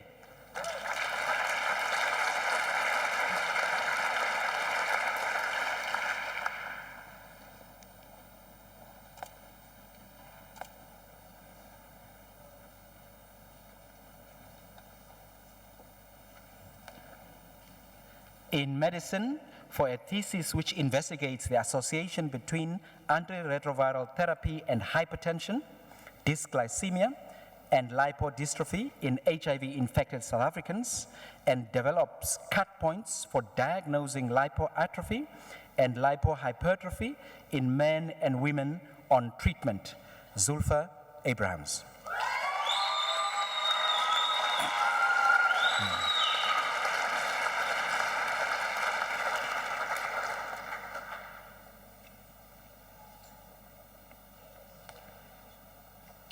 In medicine, for a thesis investigating the molecular genetics underpinning treatment-resistant ophthalmoplegia in African myasthenia gravis patients by using whole exome sequencing and functional analyses of discovered gene variants in disease-specific models. Melissa Nell.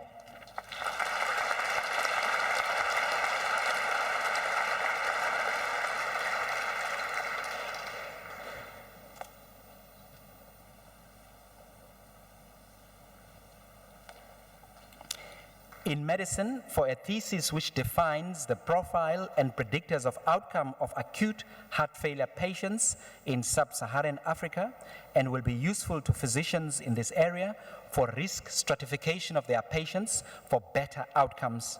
Mahmoud Umar Sani.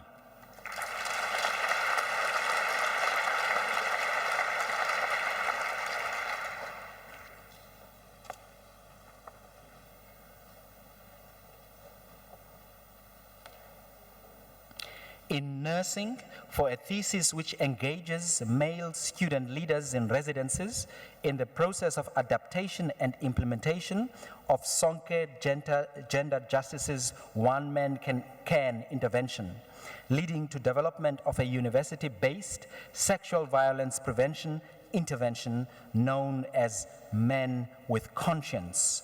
Tanya de Villiers.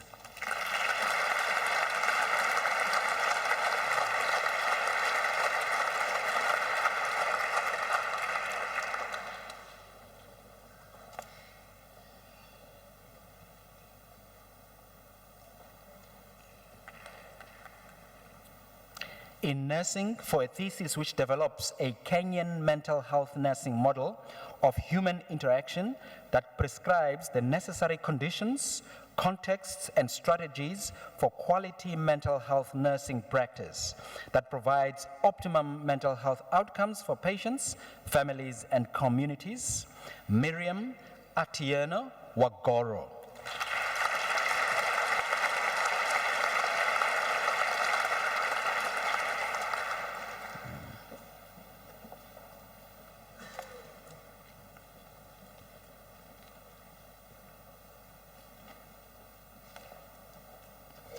In physiotherapy, for a thesis which documents a non-pharmacological biopsychosocial intervention program and concludes that exercise and health education for women with musculoskeletal disorders in a poorly resourced area of the Free State province result in a significant improvement in health-related quality of life. Rolene Yvette Barnes.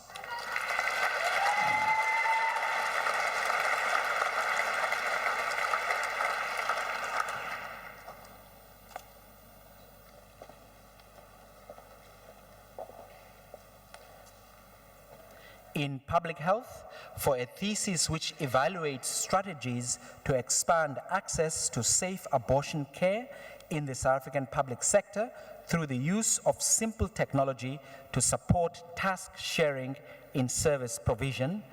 Deborah N. Constant.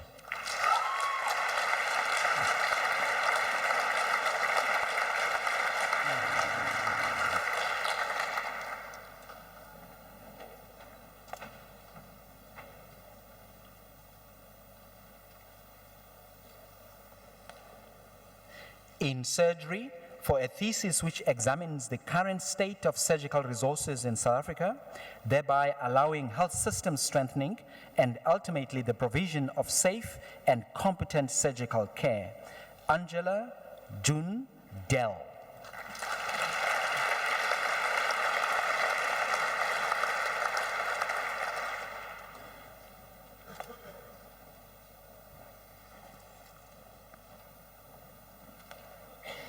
In surgery, for a thesis which characterizes respiratory mucins in sputa of patients with tuberculosis to determine whether there are any substantial changes in the nature and viscosity of the gel lining the respiratory tract, contributing to the morbidity of the disease. Henrietta Refilwe Mofokeng.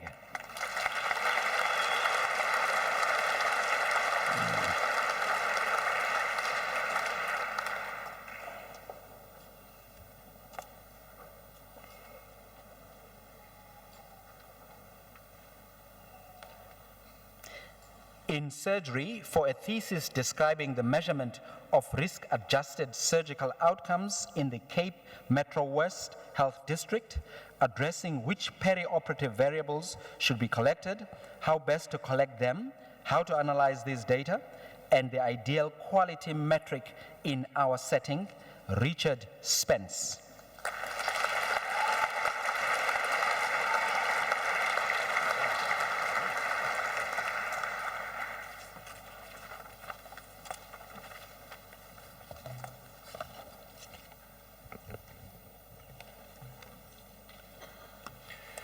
Vice-Chancellor, I have the honor to present to you for the degree of Doctor of Philosophy in Applied Mathematics for a thesis which develops and analyzes efficient computational algorithms for solving coupled problems with particular emphasis on thermoelastic models that support wave-like thermal energy propagation.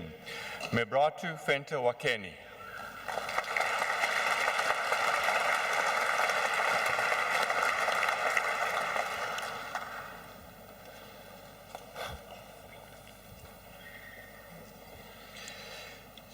In archaeology, for a thesis which investigates the archaeology of Kami, a prehistoric dry stone-walled site in southwestern Zimbabwe, thereby enabling an understanding of its material culture and chronology and its relation to other prehistoric centers in southern Africa.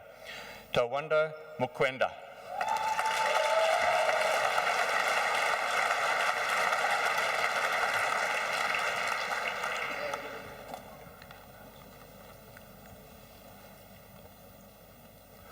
In astronomy, for a thesis which explores how star formation is related to galaxy dynamics in the central regions of galaxies, using spectroscopy and narrowband and broadband imaging to determine the star formation rates and kinematics of the galaxies. Kiokansi Moses Mohotsi.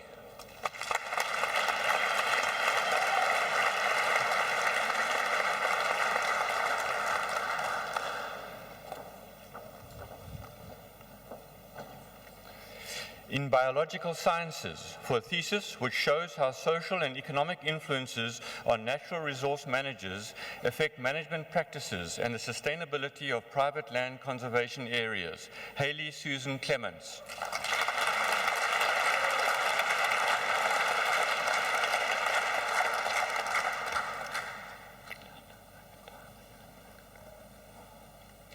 In biological sciences, for a thesis examining the biophysical and anthropogenic drivers affecting the foraging ecology of endangered African penguins and their implications for resource management policies and practices. Alistair McIntyre McInnes.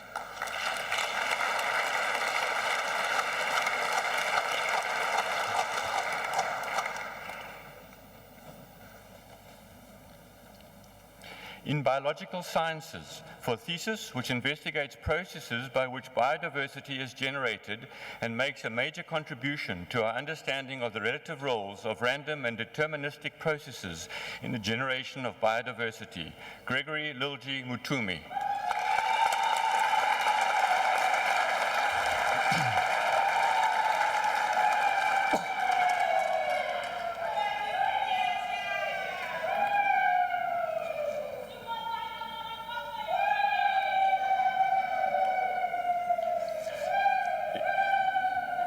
In biological sciences, for a thesis which explores the mechanisms maintaining color polymorphism in the black sparrowhawk, demonstrating the roles of animal color in facilitating concealment of predators from their prey, contributing an important component to our understanding of how animal color is shaped by natural selection. Gareth John Tate.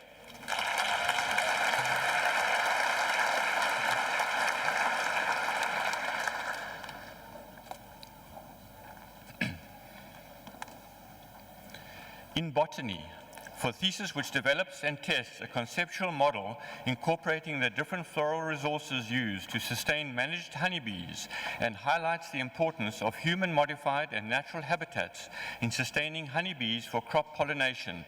Annalie Mellon.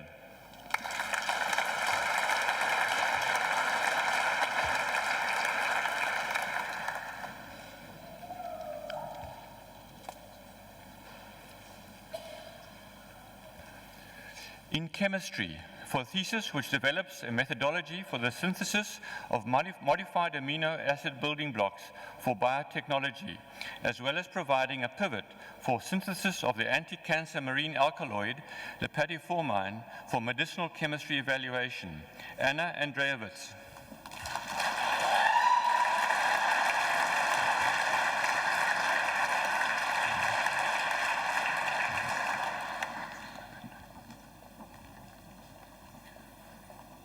In chemistry, for a thesis which develops a framework that prescribes how the drugs already in use to treat other diseases can be repositioned for TB and malaria using various medicinal chemistry approaches. Gurminder Kaur.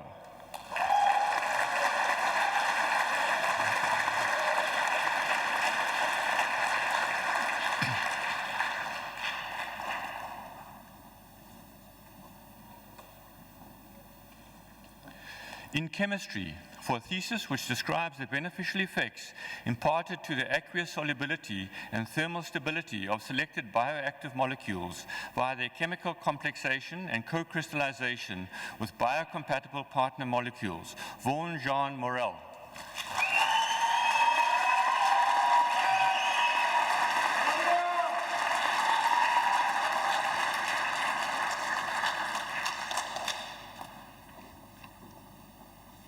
In chemistry, for a thesis which develops algorithms and computer code for graphical processing units, making it possible to accelerate demanding quantum chemical computations. Karina Alicia Renison.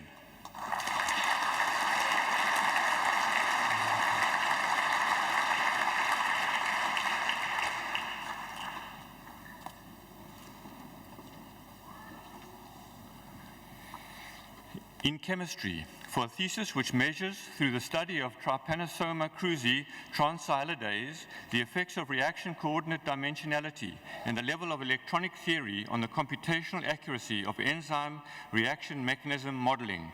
Ian Lloyd Rogers.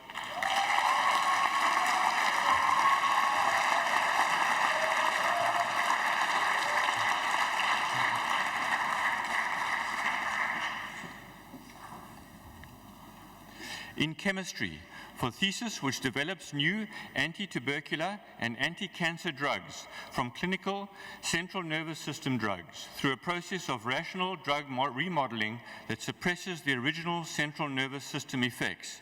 Manare Molashlegi, Dorothy Semenya.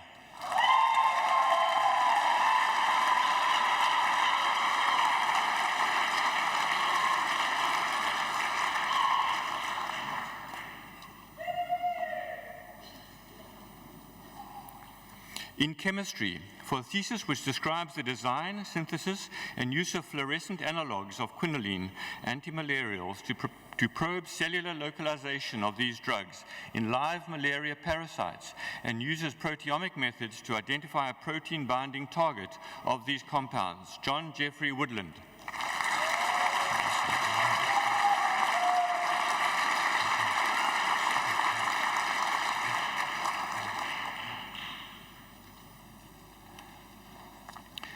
In computer science, for a thesis which designs and carries out an optimization of a low-cost cognitive mesh network that provisions broadband internet services to rural and remote areas at a fraction of the current broadband costs.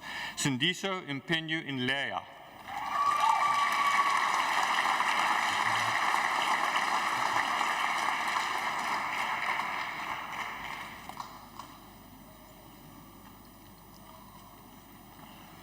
In conservation biology, for a thesis which explores how location and connectivity influence sustainability of private conservation areas and sheds new light on ways in which they may be made more resilient to future perturbations. Julia Baum.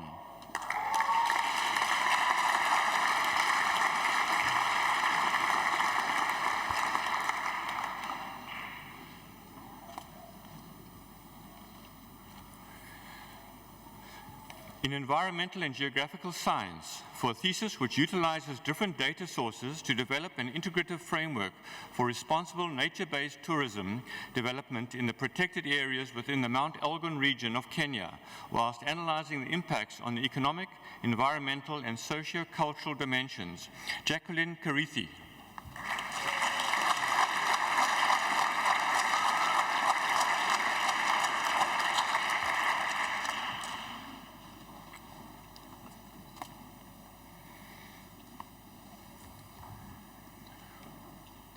In environmental and geographical science, for a thesis which develops a capabilities approach to environmental assessment, enhancing the integration of human development and well-being considerations in participatory environmental decision-making.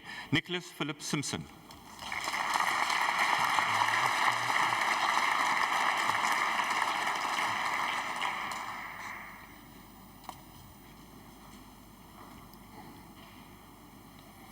In molecular and cell biology, for a thesis which characterizes the response of the abalone hemocyte proteome to probiotic supplementation of abalone feed for farmed abalone, Valera Lucina Diaz.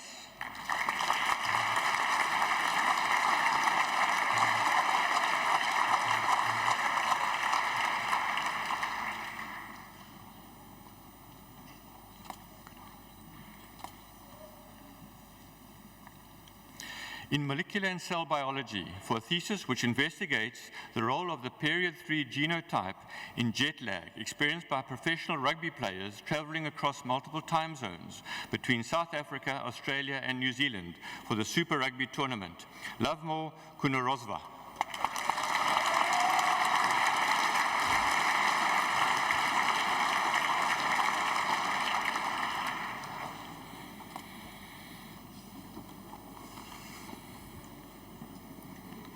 In molecular and cell biology, for a thesis which characterizes the response of Xerophyta humilis seedlings to desiccation, as well as providing a detailed analysis of the transcriptome of desiccating leaves, showing that vegetative desiccation tolerance did not evolve from the activation of seed master gene regulators in leaves. Rafe Lyle.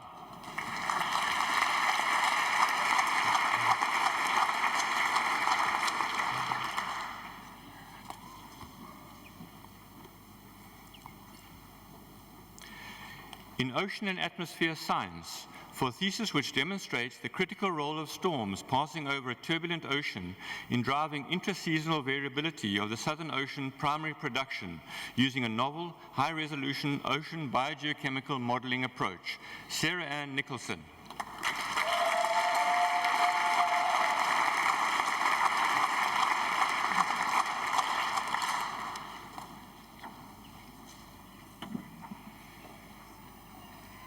In ocean and atmosphere science, for a thesis which characterizes the bio-optical variability and facilitates optimal satellite algorithm application across different optical water types in South African coastal waters, Marie Elizabeth Smith.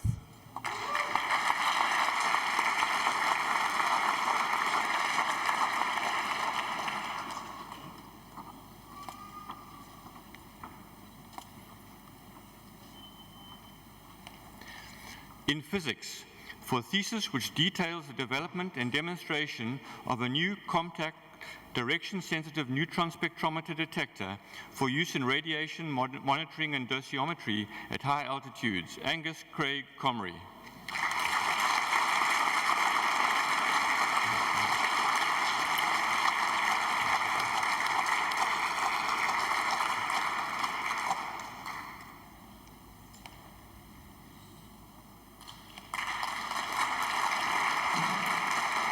In physics, for a thesis which develops flexible transistor and logic gates produced by screen printing, capable of operating with DC and AC current and showing improved electrical performance at cryogenic temperatures, Sergius Zombo.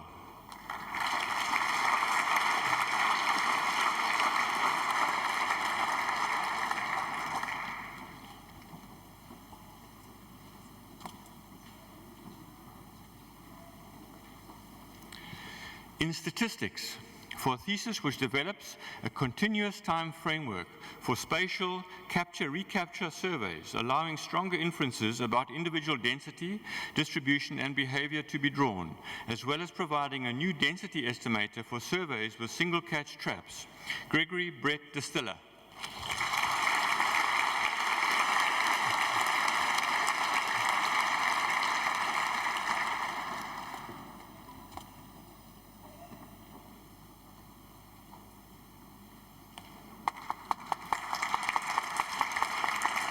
In statistics, for a thesis which develops computationally efficient numerical techniques for the analysis of various classes of time inhomogeneous nonlinear diffusion models and first passage time problems, Etienne Alexander Denault Pinard.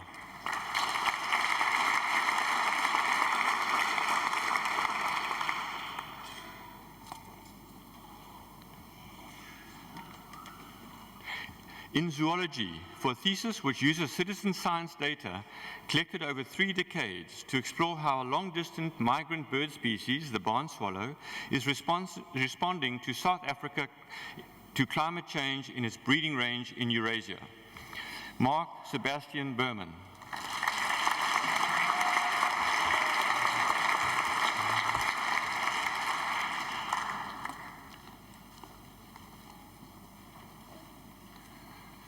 In zoology, for a thesis which describes the biology, ecology, and exploitation of the edible beaked clam in Mozambique and applies these findings to recommend fishing management strategies, thereby ensuring sustainability of the resource. Eulalia Domingos Mugabe.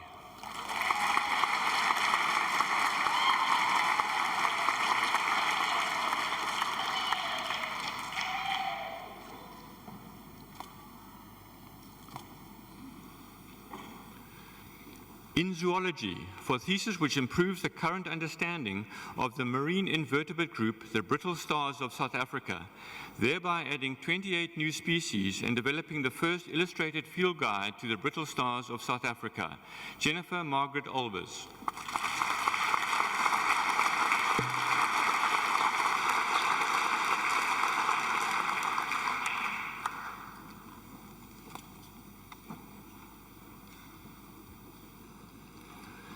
In zoology, for a thesis which investigates the role of echolocation in interspecific communication in multi-species bat communities, Robert Nicholas Vos Raw.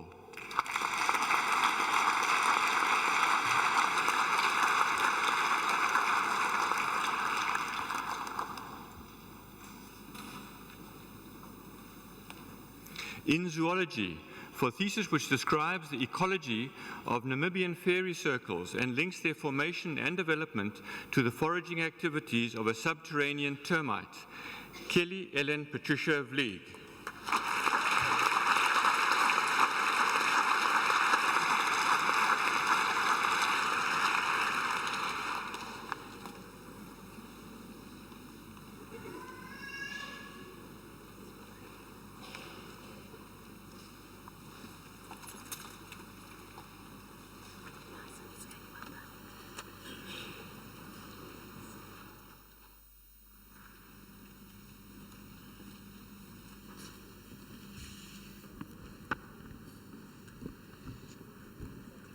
Graduates, ladies and gentlemen, another inspiring ceremony that we have just been part of and observed.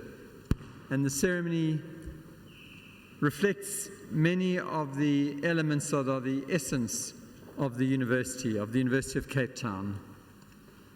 First, our honorary graduate, Professor Peter Folb, who has exemplified, as you heard in the citation, not only leadership in science, the application of the science of medicine and pharmacology to solving the problems of communities, especially poor communities such as malaria and other infectious diseases, but also someone who brought with him those values that we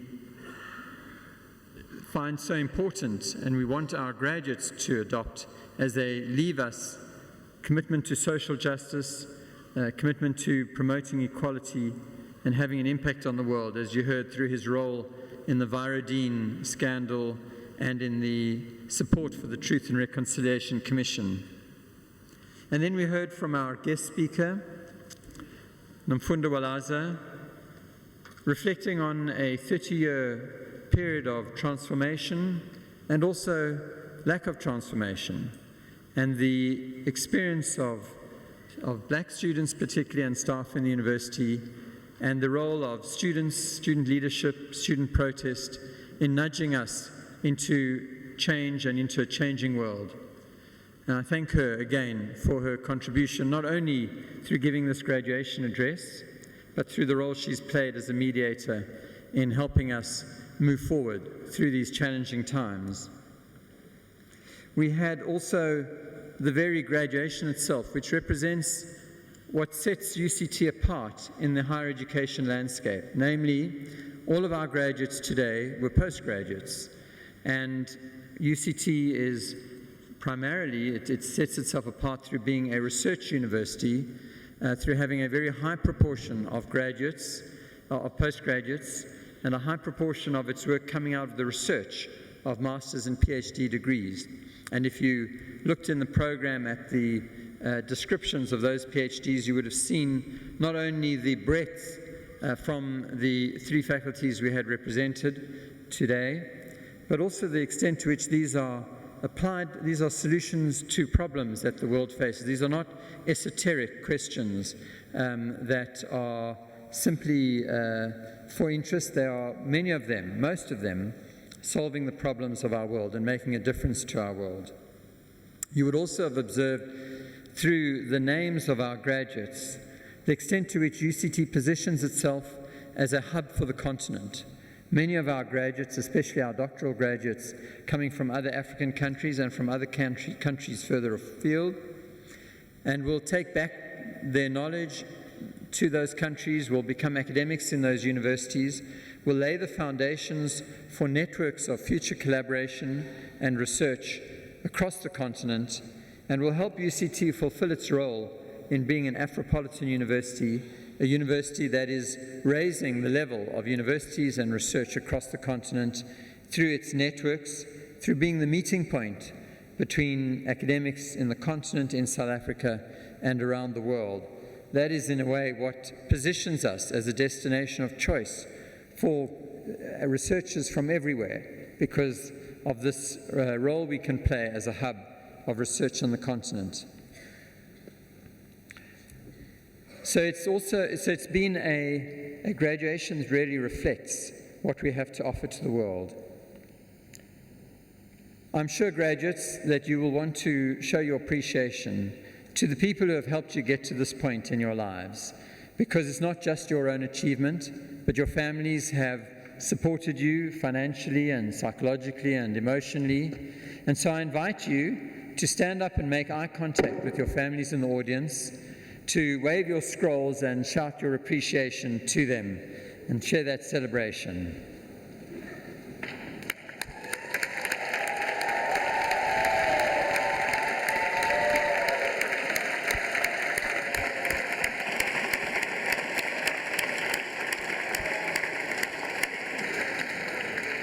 And before you sit, I'm sure you'll want to show your appreciation to your supervisors and teachers on the stage who have helped you get to where you are today.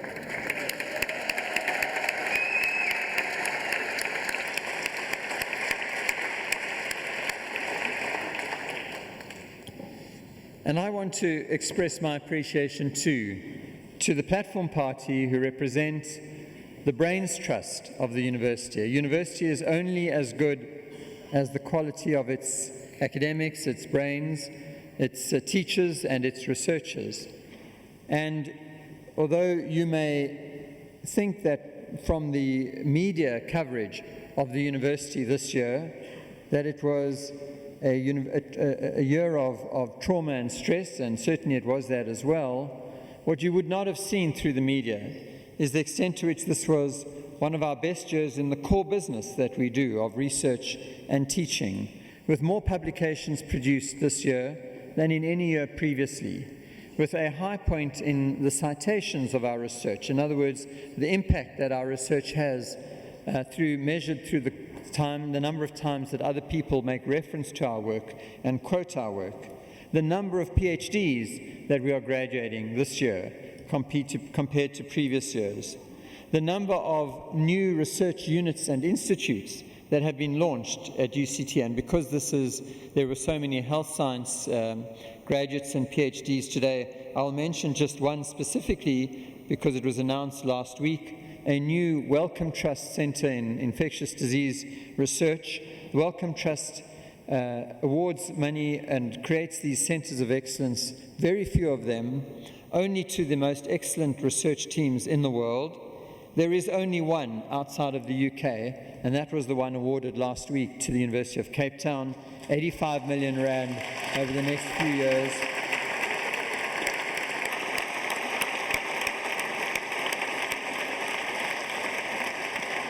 And we are enormously proud of our academics for that achievement. And another research institute for which we've raised close to 100 million rand, a neurosciences research institute, which is being built, constructed as we speak, also going to lead the way in the future in neurosciences globally.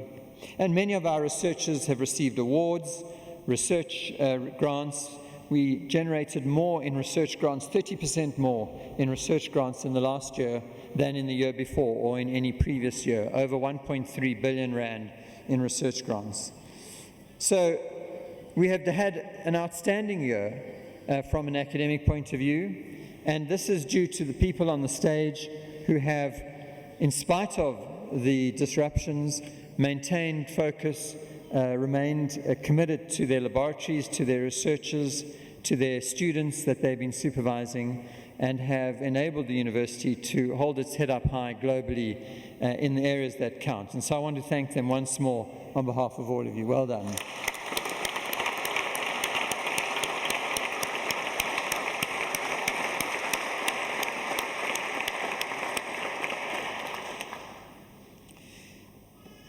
I want to thank another group of people in the university who are often invisible in ceremonies like this because they are behind the scenes. Those are the support and professional staff who, in fact, number more than the academics in the university and who make sure that the university runs as smoothly as it does, from the graduation ceremony itself to the registration of students, running the residences, the security, the jammy bus services, the human resources, the financial support and financial aid. There are thousands of them, and this is an opportune time to say we could not be such a great university without their support, and I ask you to show your appreciation to them as well.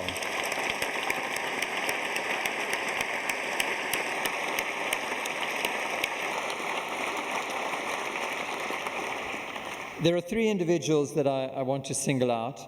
The first, Ms. Babalwa Ngonyama, who is representing the Council of the University. She is also the chair of the Finance Committee of Council and is the governance of the university, a new council in place since July. The second and third are two of the Deputy Vice-Chancellors for whom this will be their last graduation ceremony at which they are officiating. Professor Dani Visser, who read the oration for the honorary graduate and who will be retiring as Deputy Vice-Chancellor at the end of this year, and Professor Francis Peterson, who was the MC for the afternoon and who has been appointed as the new Vice-Chancellor at the University of the Free State and will be leaving us, and this will be his last graduation ceremony. And I want to thank them, well, congratulate them and thank them for everything they have done for UCT over their last period.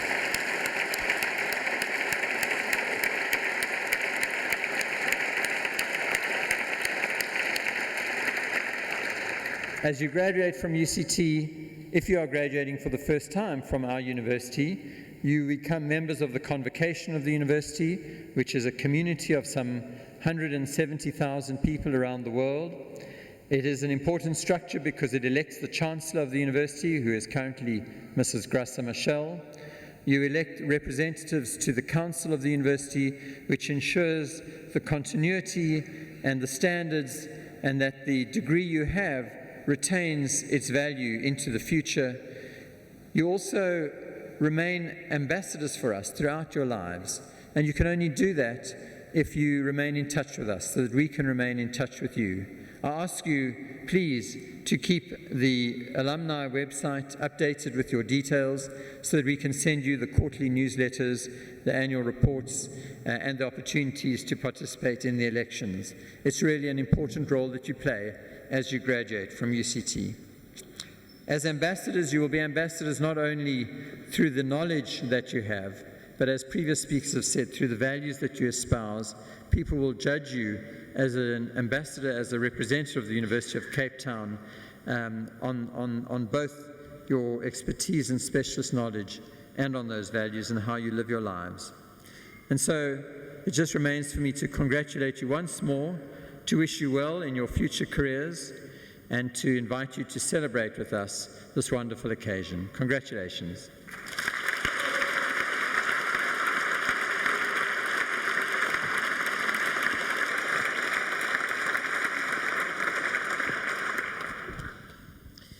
So we have come to the end of our ceremony.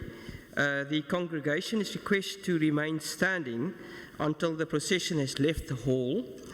I invite the graduates and their families to the function in the Leslie Building. And the Leslie Building is, if you go down the steps, you go on my right, that's probably the third building on the right-hand side.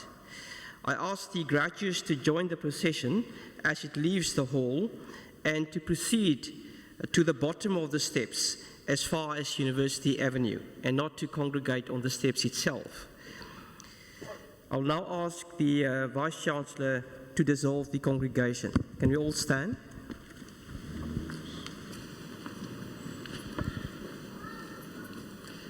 By the authority conferred on me as Vice-Chancellor, I now dissolve this congregation of the University of Cape Town.